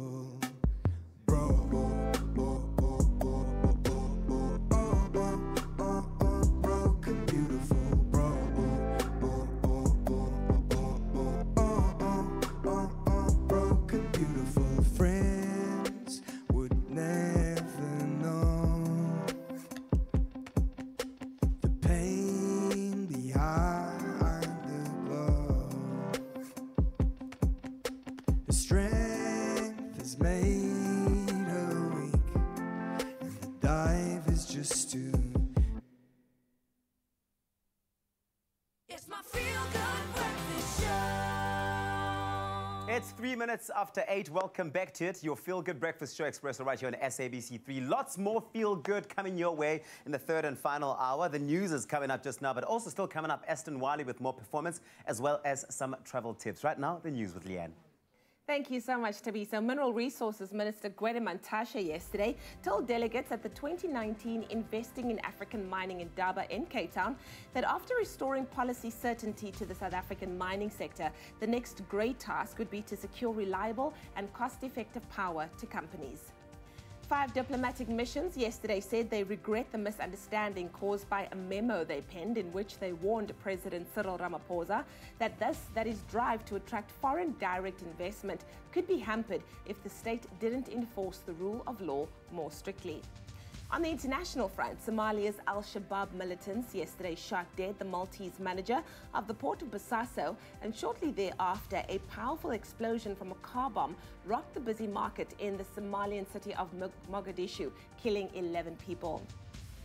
The UK, France, Germany and Spain, as well as other European countries, have officially recognized opposition leader Juan Guaido as interim president of Venezuela. And then finally, a national search engine for job ads has just released interesting statistics after analyzing more than 140,000 jobs currently advertised in South Africa. They found that it seems like job availability in South Africa is on the rise, and that one is still unsurprisingly likely to find employment in the major cities such as Pretoria, Cape Town and Johannesburg. And the money, it seems, is moving to the mother city. The Western Cape is now in the lead with the highest paying average salary of roughly 369,400 Rand per year, and has, despite a smaller population than Johannesburg, more advertised jobs. So we can only say, welcome to Cape Town, everybody. Let's take a final look at what's happening in the world of sport.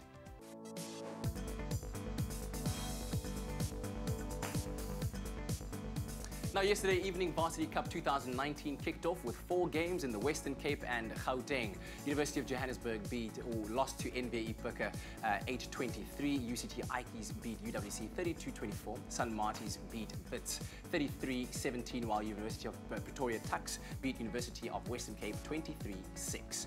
Now, Liverpool fans will be nervous after last night's 1-1 draw with West Ham, as it'll be tough now to maintain a lead at the top of the log for the English Premiership against Man City. Now, if City do win against Everton tomorrow evening, they will be tied with Liverpool at the top of the log. Moving over to other football news, Ghana's Black Satellites will be returning home with a win from last night's Under-20 Africa Cup of Nations game against Burkina Faso, where that score was 2-0 to Ghana. They now stand at the top of Group B in that category. And finally, South Africa's cricket lovers are likely to see some new faces in tomorrow night's final with Pakistan after securing victory in the 3-game T20 series. Pakistan will then, of course, conclude their tour of South Africa after that game taking place at Centurion Stadium. And that's a roundup of the major sporting headlines this morning.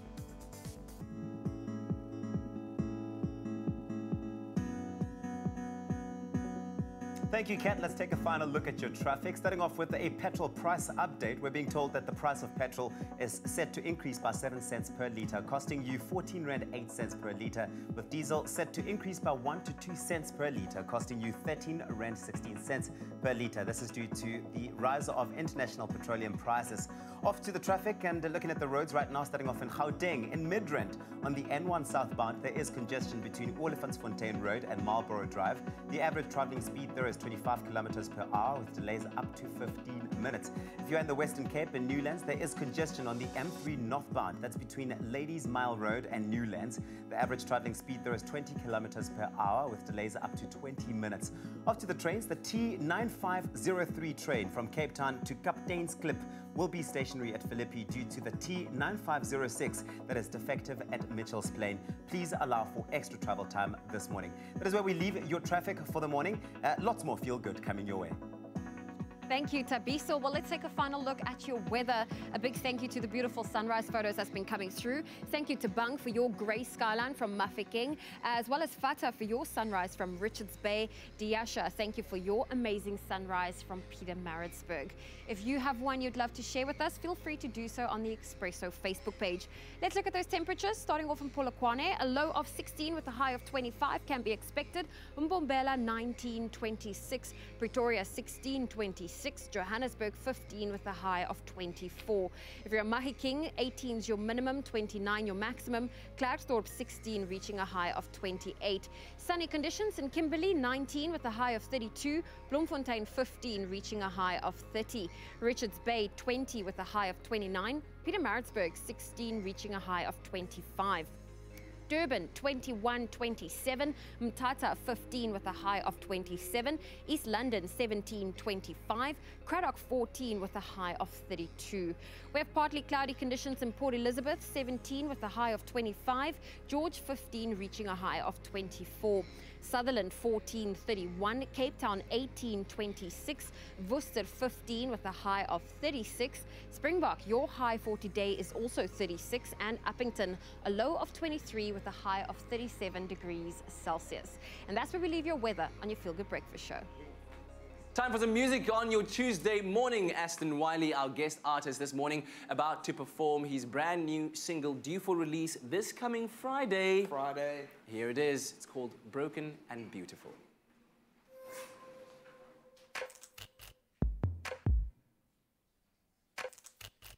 She lies across the bed,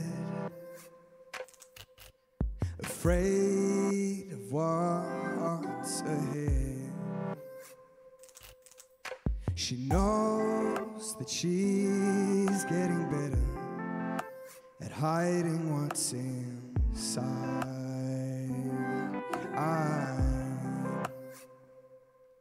She's broken and beautiful.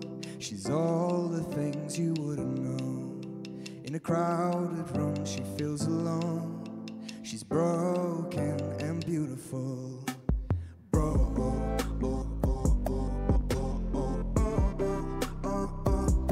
beautiful.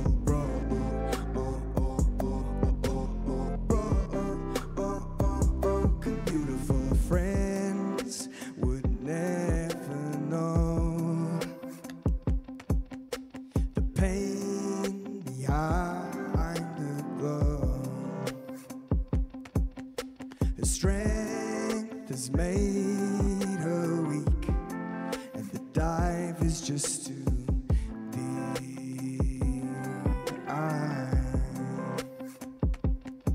she's broken and beautiful. She's all the things you wouldn't know. In a crowded room, she feels alone. She's broken and beautiful. Broken, beautiful. Broken, beautiful.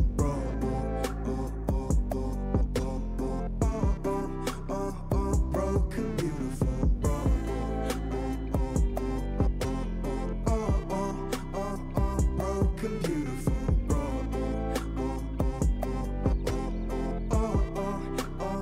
Broken, beautiful. You feel the dark see the light inside your eyes. You're overwhelmed, but you'll overcome and see this through. I believe in you. You fear the dark, I see the light inside your eyes. You're overwhelmed, but you'll overcome and see this through. I believe in you. You fear the dark, I see the light inside your eyes. You're overwhelmed, but you'll overcome and see this through. I believe in you. Yeah. So good. Come on, that is what you call a performance in your feel-good breakfast show. Ashton Wylie, ladies and gents, right here on Expresso. Listen, it's about to get even hotter. After the break, we are going to be talking about what to expect in SA tourism in the year 2019. Apparently, they've got some awesome things lined up for us. Exactly. And just to whet our appetites even more, could we have a frappe, my darling? Yeah. Darling, I'm about to make an exit. This is for you. I'm about to order it for you. All right. Thanks. And then we're getting into the kitchen because I am still going to continue in the kitchen as I've been doing, making a 3-cheese and broccoli salad. And it's going to be absolutely amazing. All that more coming up on your Feel Good Breakfast Show. Have that frappe, darling. Thank you. What's your flavor? Cool down the tasty way this summer and enjoy a moment in between with Mac Cafe.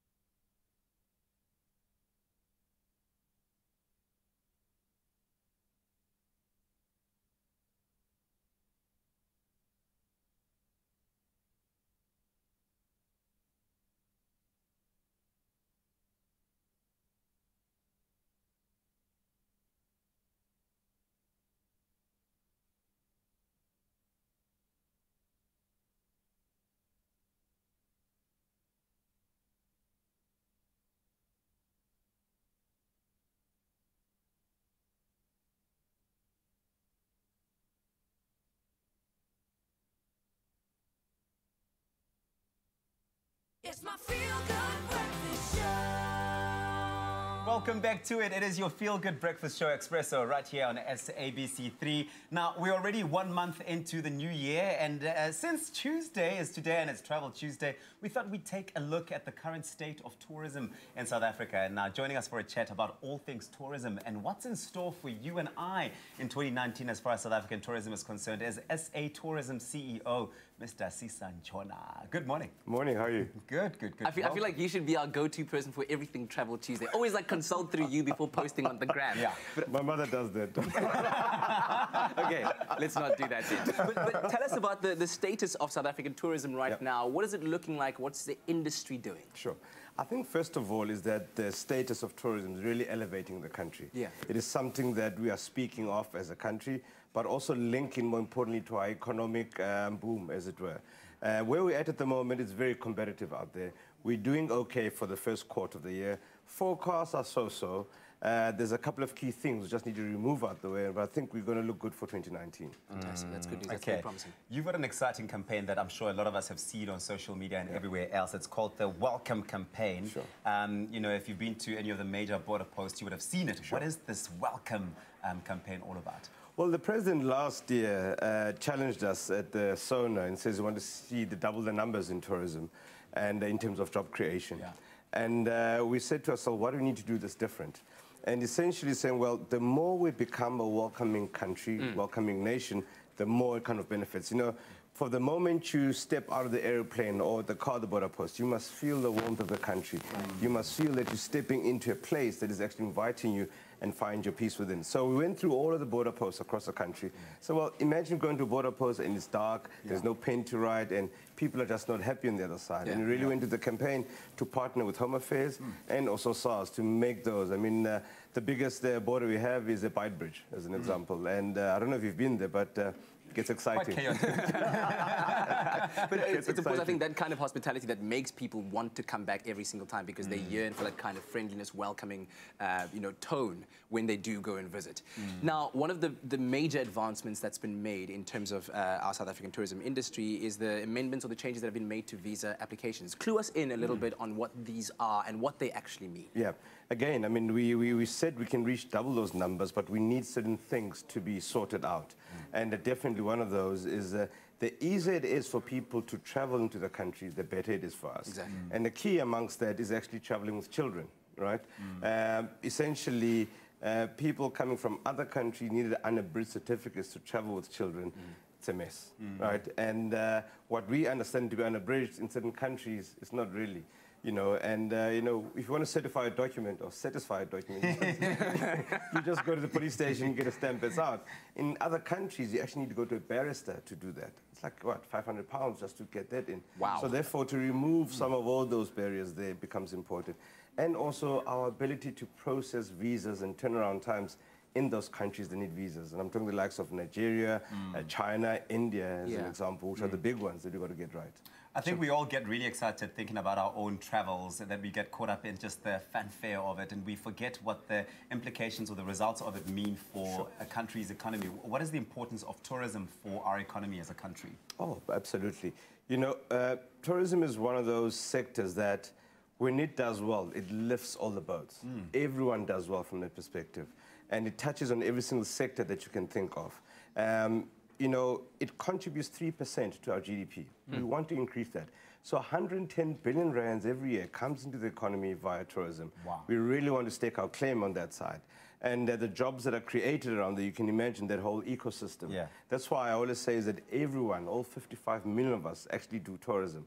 So I need everyone to be activated. Come on, guys. Everyone to be it's in the way that we smile, the way that we say welcome. Well, we are all part of it. Helping someone to cross the street, someone who's lost. Yeah. You're actually going to get no immediate financial gain, but at least you're playing the part of actually being a welcoming nation and a country that is able to welcome people. Oh, fantastic stuff. It's really, really exciting. And now that we know that we're all kind of ambassadors. tacitly ambassadors and employees of, you know, Tourism South Africa, where do I send my RP file? Where do I get it? There you go. You haven't got that right. Absolutely. It's great to have you here, and some really promising stuff that's coming out of South African tourism, and I think such an incredible industry for all of us to support, because we want to build our rainbow nation in the eyes of the world, and really, by doing that, uplift the continent as well. So many thanks to CEO of SA Tourism, Tate Sisanjona. Thank you very much, sir. Cool. Thank you. So one person was recently very, very lucky when Hyundai awarded a brand new Hyundai Kona in their Hyundai Color in a Kona competition. Very exciting, and of course, all of the action went down. And here is some highlights.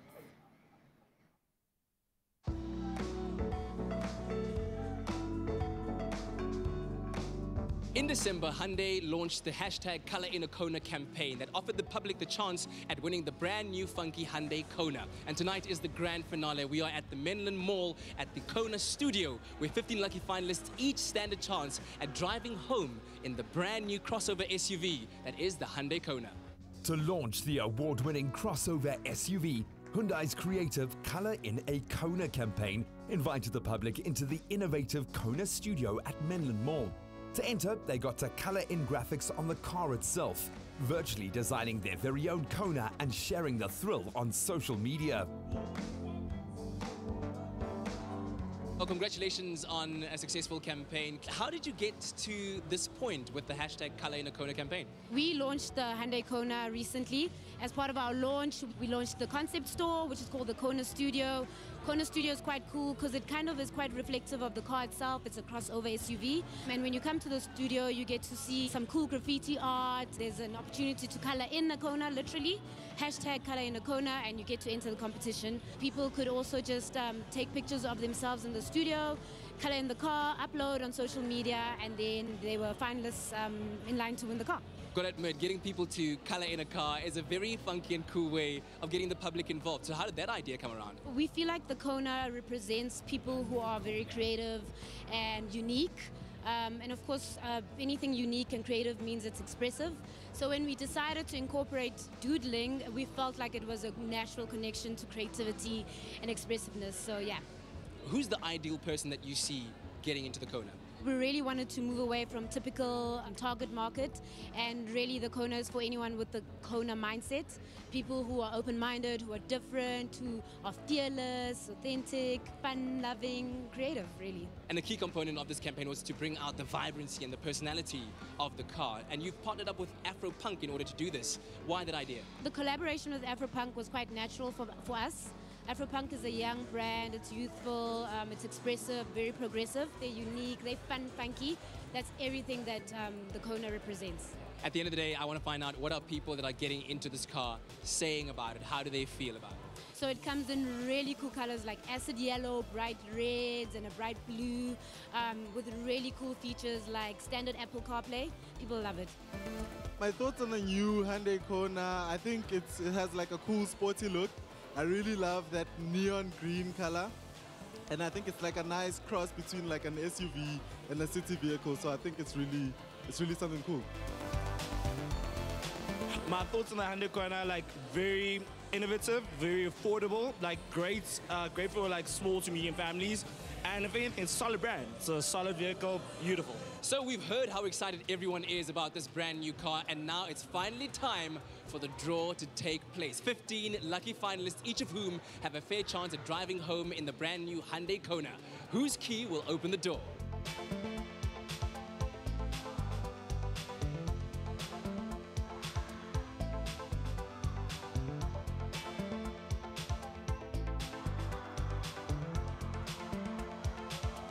Well, what a moment it is for Yapi Buerta, the winner of the hashtag Color in a Kona competition and the proud new owner of a Hyundai Kona. Yapi, how are you feeling right now? Shaky. Yeah? I'm very shaky. I didn't expect it, but I asked for it, but I didn't expect it. Yeah. So looking at your brand new Hyundai Kona, how does it make you feel? What do you think about the car? It's very nice. I've been driving Hyundai for 12 years. What do you think your family is going to say when you arrive home in a brand new car? They don't even know I'm here. I think they'll be surprised. Yeah, no, I think they'll be surprised, yeah. What's your message to the team at Hyundai that have put together the hashtag Color in a Kona competition? Young, keep up the great work. I've been driving Hyundai for a long, long time. I've got a lot of respect for them. Thanks a lot. I really appreciate it. Congratulations and drive safely. Thanks to Hyundai and the hashtag Color in a Kona competition, Yapi Buerta is now the proud new owner of a new breed crossover SUV, which I'm sure he's going to be enjoying for a long time to come.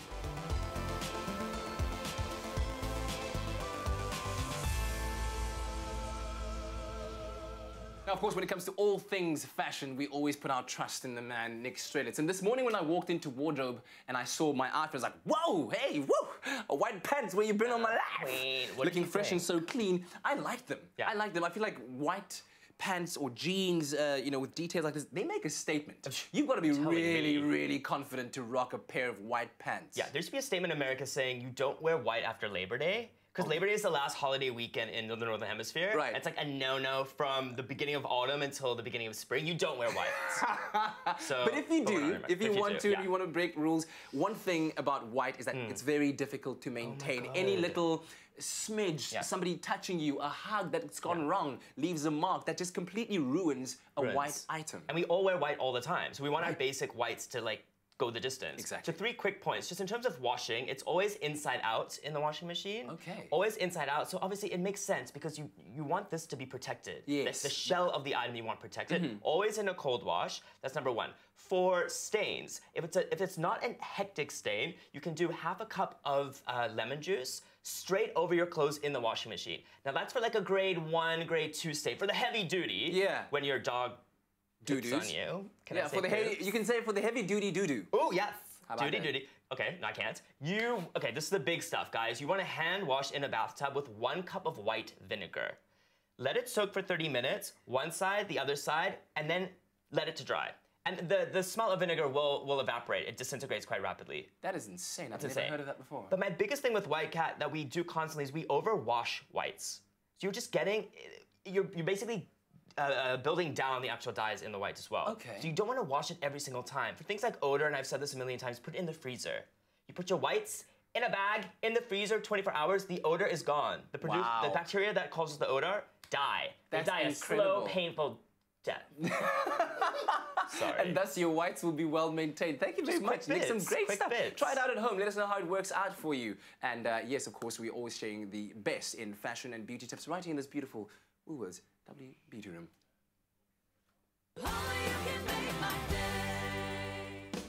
We're the breakfast show that puts you in the perfect mood. So good! Come hang out with the freshest morning crew in the herd. So good! We have everything from music, beauty, trends, and a whole lot of soul food. So good! Catch us weekdays 6 till 9 a.m. to get the entertainment you show. So good! Only on SABC3. The stage is yours. So good!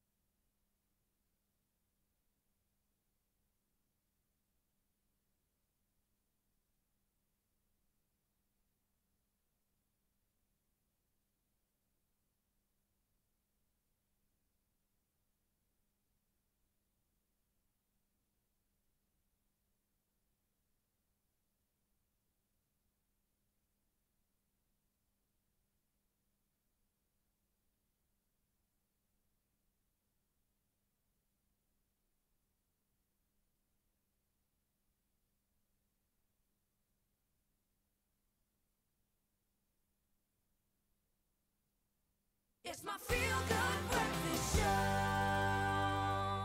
Welcome back to your feel-good breakfast show. It is Expresso. JP Sebastian, he is back in the hot seat. This time we're talking movies, but in particular, movie news. Some good things coming out? In this past week, pretty exciting for me is that the guy who directed these 3 fantastic movies, Sicario, Blade Runner 2049, and Arrival, which got a couple of Oscar nominations, Denis Villeneuve has in his lap the opportunity to direct a major cult sci-fi classic. Dune is going to get its remake. And this is really important because anyone who knows the Dune series was last directed by David Lynch. The movie was totally butchered by the studio and everyone was sort of heartbroken about that because so many people grew up. Sorry, that's Villeneuve, by the way, not Trapped in the Desert. That's from another movie. So many people grew up on these books. There are like 23 of them now. And they're pretty darn important as an institution because some people have the opinion that Star Wars would not exist in the shape it does. Yeah. I see some camera people nodding. So yeah, the nerds out there know exactly what I'm talking about. What's really exciting about this movie, if people don't know fancy names like Villeneuve and Frank Herbert and Dune, who cares? And I can at least tell you that Timothée Chalamet is going to be cast as the lead. Obviously, this name is important to people because they love him for Call Me By Your Name, and he's in Beautiful Boy at the moment. Aside from Chalamet, you've got Oscar Isaac, Poe Dameron for most people, Llewyn Davis for others, but nevertheless, these are really, really wickedly talented actors. Oh no, I quoted John Travolta as Adolph Zim there. That's another story. Okay. So they're going to be remaking the movie. When is the projected release date, or is it still all too early? I mean, some of these actors are still in talks anyway, but I mean, they're definitely like they're a go for it because this director is so prestiged, so admired. Zendaya is going to be on the list as well. Sure. Dave Bautista.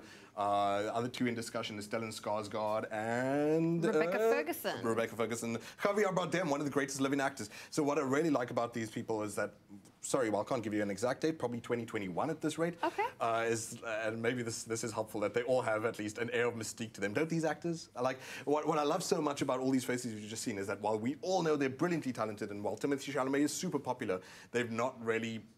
They're not too distractingly popular for a movie that needs special care like Dune does. Okay. So It's getting its remake. You're very excited. I am because, like I said, it's possible Star Wars would not be a thing at all, and then there's some people who say that Star Wars even plagiarized Dune, but that's a debate for another day. Interesting. Well, let's talk about gender equality, or at least trying. Yeah, we can only talk about trying in the movie industry since like 1800. It's like it's been male dominated.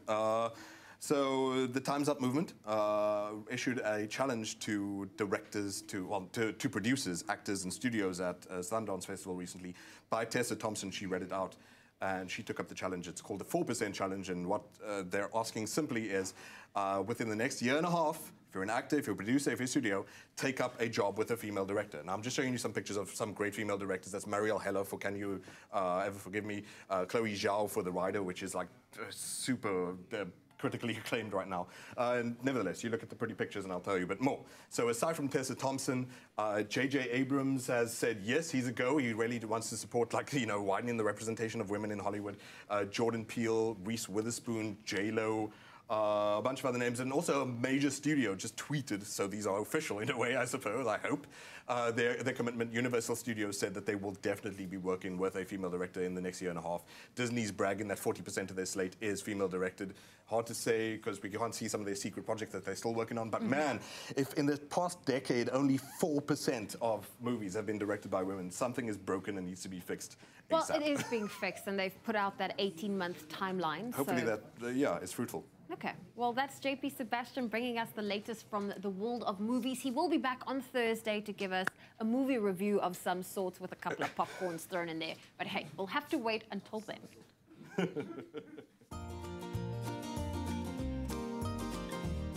Clover Fresh Milk is the #1 milk brand in SA, made with love by Clover.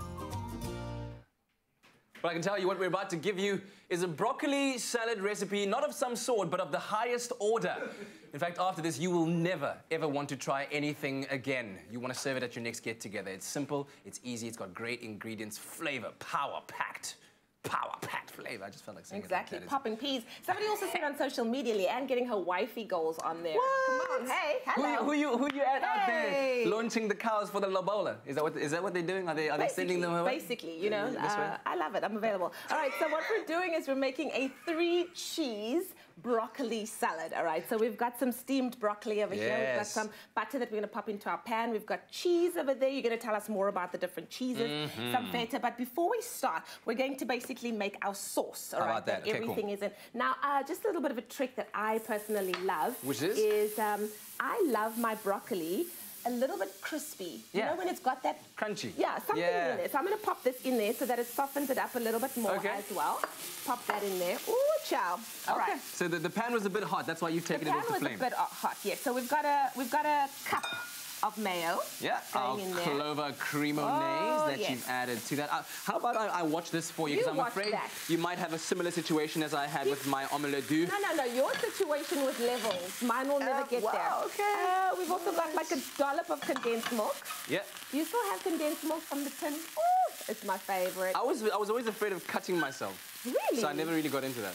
Because you know, like back in the day, it wasn't as easy to open as that. Because that's just like lift and pop the lid open. Yes. Back in the day, you had to use those old school tin openers, and it'd leave like jagged edges. So if you swipe too quickly, it just blinks. And then kids are crying now and then. Oh no, Ethan, what were you doing?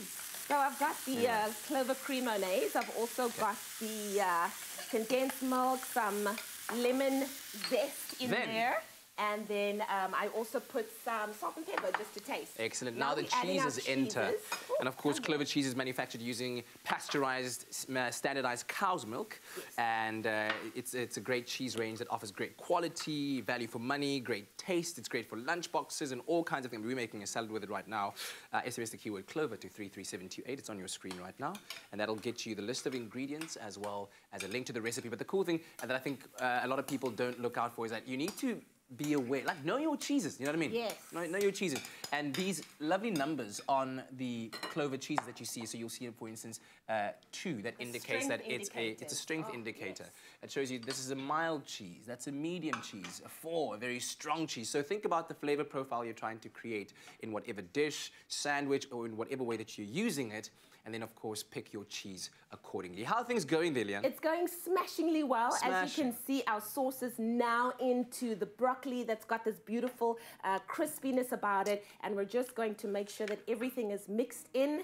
And once it's done, basically covered like that, how beautiful, creamy, delicious. You will nicely plate it. And then we've got some nuts there. You just put it over the top and you've got the texture, the crunchy, and the beautiful broccoli and the smooth yumminess of the cheese. I'm very impressed. This is May I just come around this way? Do we have a fork? Here we do, yeah. Because, I mean, this one, of course, we know is made professionally. Absolutely. But this is the one that you made. Oh, okay, let's not taste quite right now. Let's quickly show you how we made this while I survey the dish. The next recipe is often on our Sunday lunch menu. We never tire of it, and judging by the compliments, your friends and family will enjoy this Clover 3-cheese and broccoli salad as much as we do. For this recipe, you'll need 100 grams of Clover Gouda cheese, cubed, 100 grams of Clover cheddar cheese, cubed, 100 grams of Clover feta black pepper, cubed, 1 tablespoon of Clover butter, 1 tablespoon of Clover condensed milk, 1 cup of Clover cremonaise, 300 grams of broccoli florets, 100 grams of macon, sliced, the zest of 1 lemon, and salt and pepper. Steam the broccoli florets for 3 to 4 minutes. Then add Clover butter to a pan to melt. Add sliced macon and cook until crispy. Add Clover cremonaise and cook for 4 to 5 minutes. Next, add steamed broccoli florets and toss to combine. Add salt and pepper. Then remove from heat and add Clover condensed milk, lemon zest, Clover feta, Clover Gouda, and cheddar cheese. Toss to combine. And sprinkle over mixed nuts. There's no need for any other variation when you can serve this winning side dish at your next get-together thanks to Clover cheese. Made with love by Clover. Tried, tested, signed, sealed, delivered on your plate, and no need for any other variation, as you just heard. Okay, I'm gonna try a bit of a cheese there. There's a nicely sized broccoli piece. Yes, the perfect bite. Because it's 3 cheeses, right? So there's the 3rd cheese. Okay, I've got a string of the other one. Here we go. Oh my goodness, it's about to go down in my mouth. The keyword, once again, Clover to 33728. We'll send you the ingredients list and the link to the recipe, and you could be making this yummy melt-in-your-mouth 3-cheese broccoli yourself. I'm all about that life, baby. Oh, it's good. Clover Fresh Milk is the #1 milk brand in SA. Made with love by Clover. Oh, that looks absolutely delicious. Well, we are taking a quick break on your Feel Good Breakfast show. It is Travel Tuesday, and we're going to focus on the travel mistakes you need to sidestep for 2019. And of course, we've had 2 awesome performances from Ashton Wylie. He is back with another one, so don't go anywhere. That's still coming up after the break.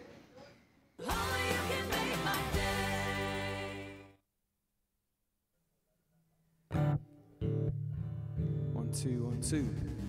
Yeah. Come on. Yeah.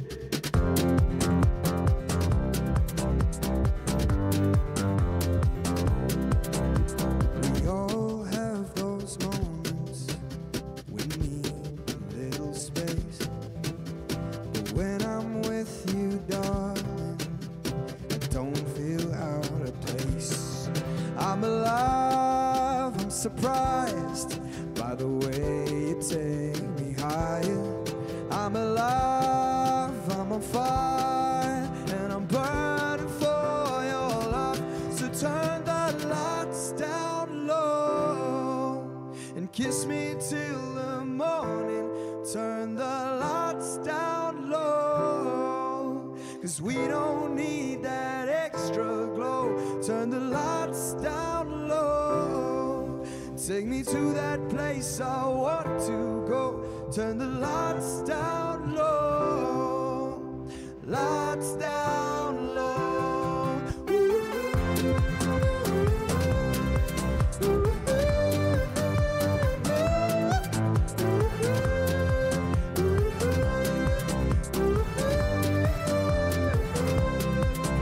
We all have some.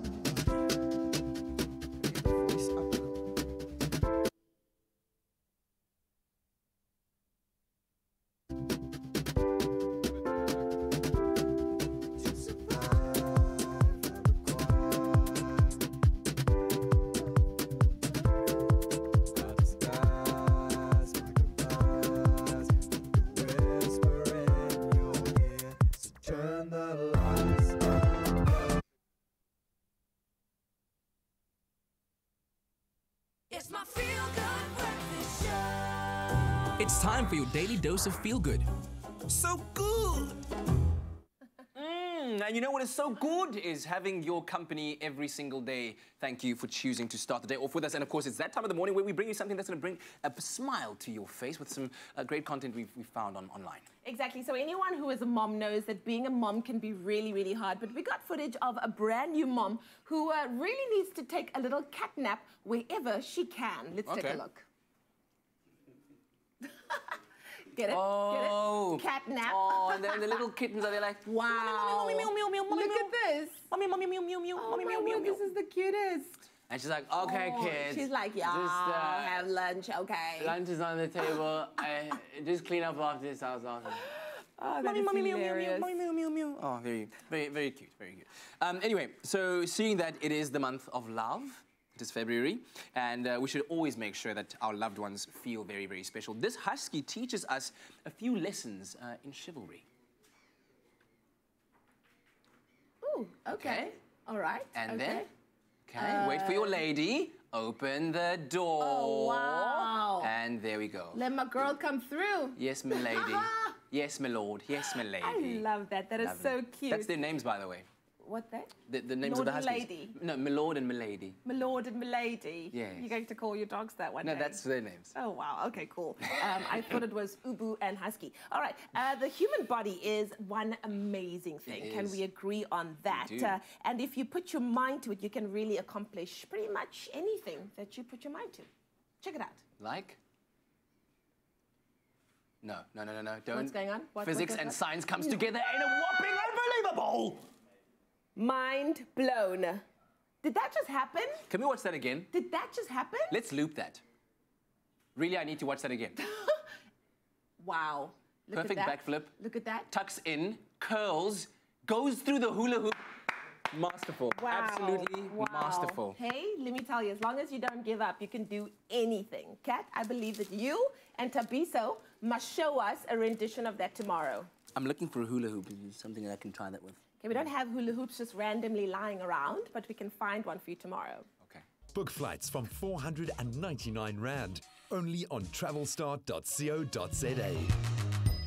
Well, it is Travel Tuesday and we're already in the second month of the year. And while not everyone is traveling this time of the year, it's always good to be clued up on all of the best travel tips. So we've got our resident travel guru. We have Andrew Rennie from Travel Start here today to share with us the best tips on how to travel like a pro, and of course to avoid those pesky travel mistakes that so many of us make. Andrew, welcome to Expresso. Hi. Some exciting things ahead. I mean, especially when it comes to travel, it always makes me so happy. But first things first, how can we ensure that our trip kicks off on a smooth note even before taking off? All of that pre-check and flight admin, how can we make sure we travel like a pro? So the first things first is always to contact your travel agent. It's the most important thing, especially for your pre-departure flights.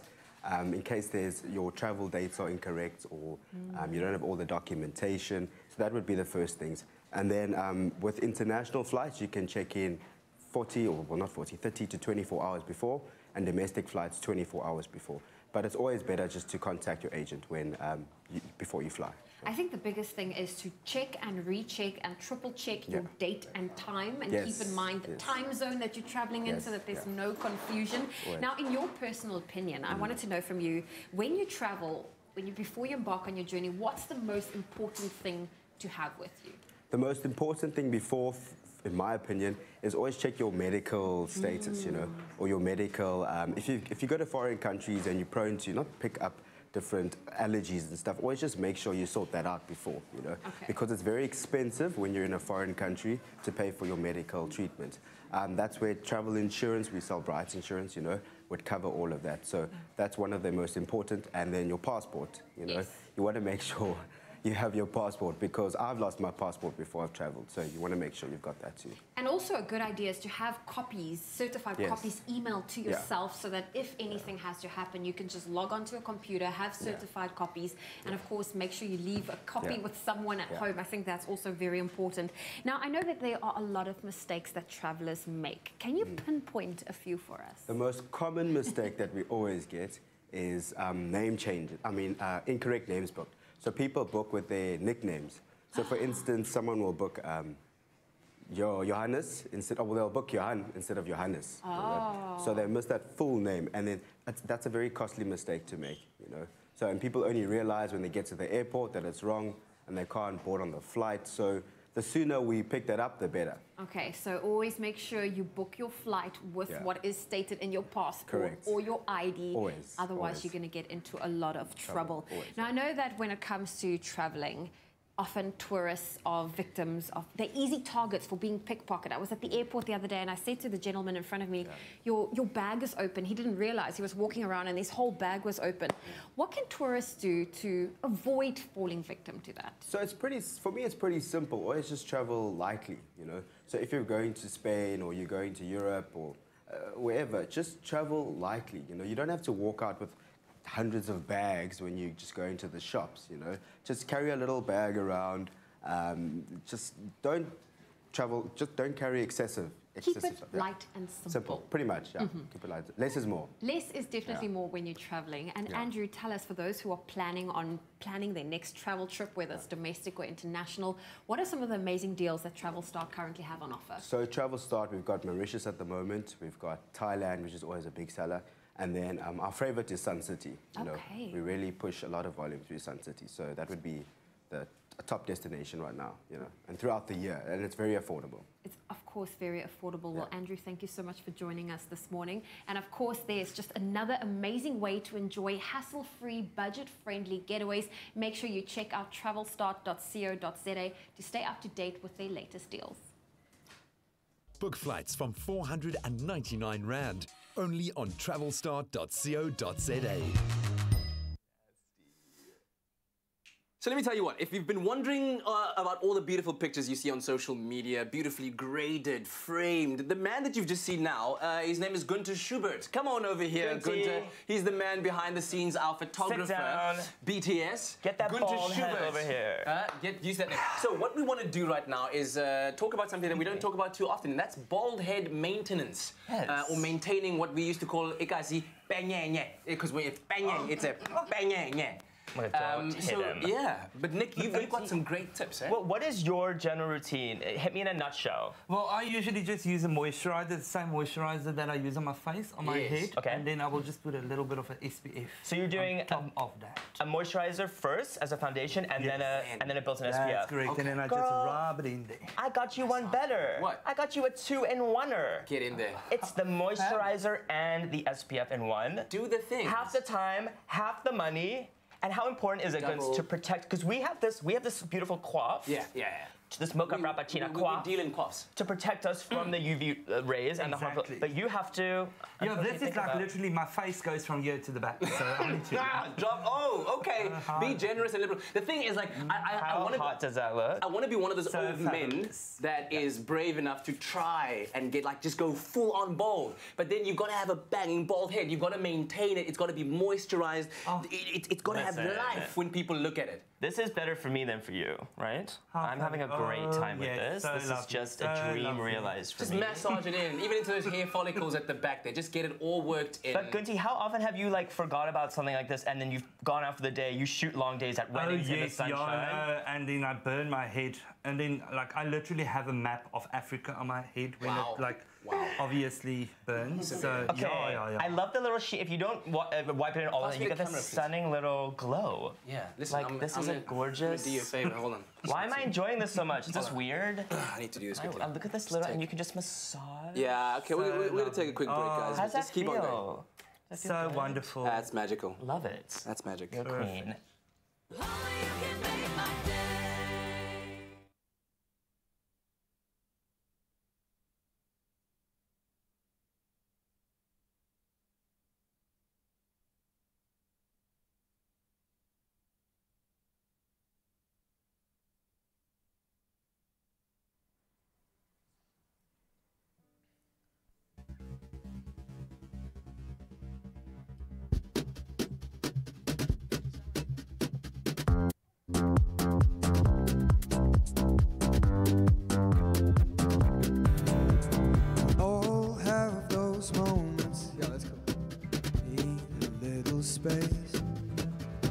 When I'm with you, darling, don't feel out of place.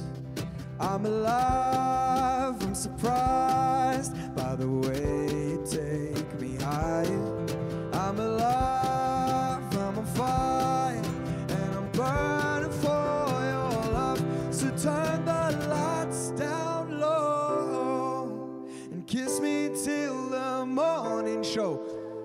Lights down low, 'cause we don't need that extra glow. Turn the lights down low. Take me to that place I want to go. Turn the lights down low. Sing it with me. Lights down low. Ooh.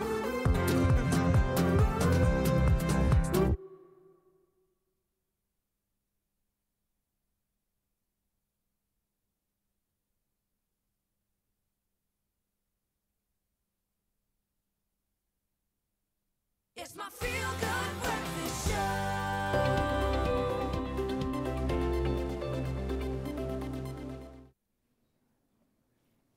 Well, welcome back to your Feel Good Breakfast Show. And before we wrap up the show, here is today's positive message as brought to you by Neurobian. Oh, I really love this one. So here it is. Be the reason someone feels loved and believes in the goodness of people. I love that. One more time. Be the reason that someone feels loved today and believes in the goodness of people. We certainly need that. So whether it's in traffic or out at the office or at the store, even at home, be sure you are that reason that people believe in humankind. All right, listen up. Ashton Wylie has been absolutely amazing. I know you've been enjoying his music as we have done so. And I'm excited to know about what the rest of the year holds for you, because Friday is the launch of your new single that we heard earlier on, Broken and Beautiful. What else is in your 2019? Katleko, it's a big year. The singles, the promoting, but there's a big single dropping in July. I'm gonna be a dad, I'm gonna be a father. Neighbors, did you guys hear that? That's amazing, man. Yeah, thank you, man. Do you know whether it's going to be a little boy or a little girl? Nah, it's just a cub for now. Yeah? You're going to keep it a secret until... I think so, we'll see. I don't know. Are you excited, though? Oh, so excited, man. It's a big one. So, yeah.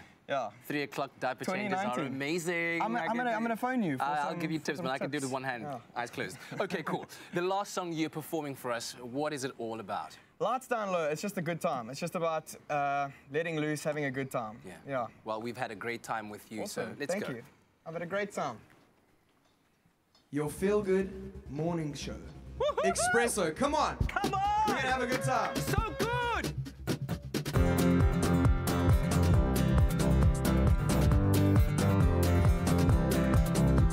We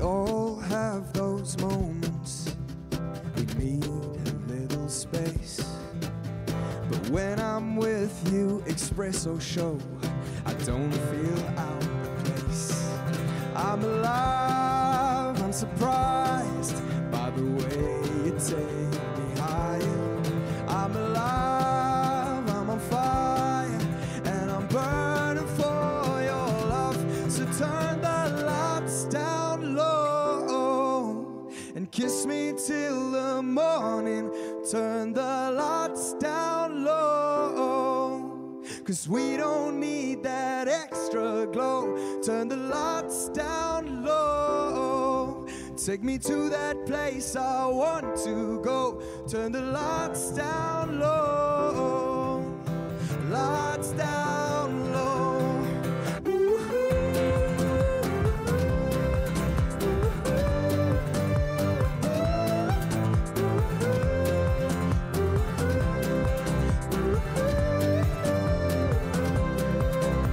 We all have somebody to take away the pain.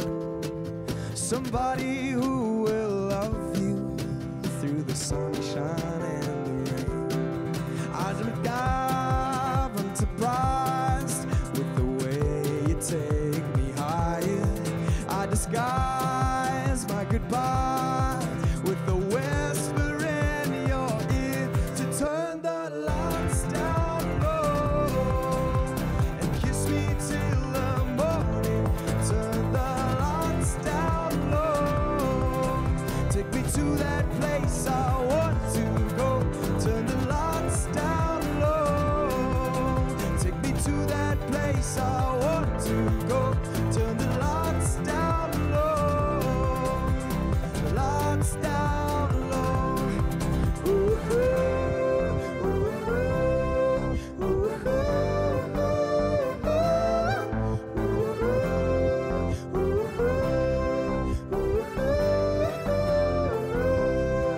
I'm alive, I'm surprised by the way you take me higher.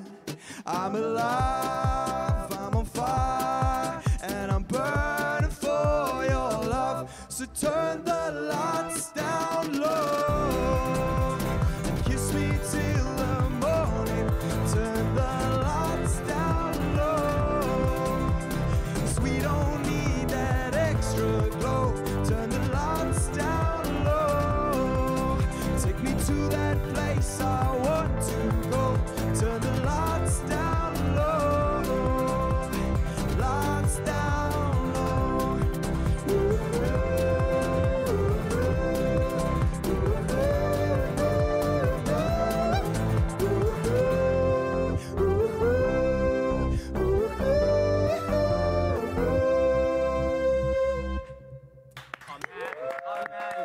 Yes, that's why he produces good tunes. Yeah. And he's going to be a dad in July.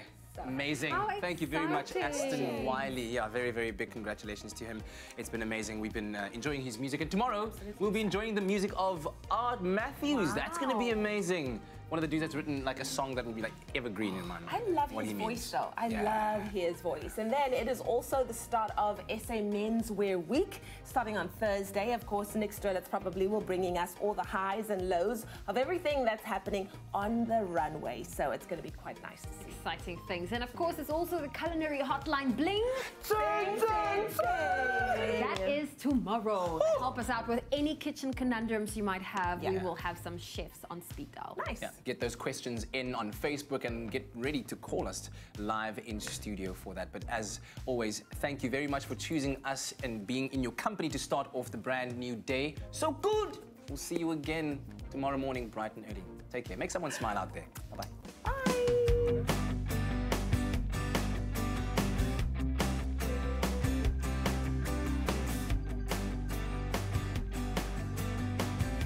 Expresso Morning Show, made with love by Clover. Another feel-good production.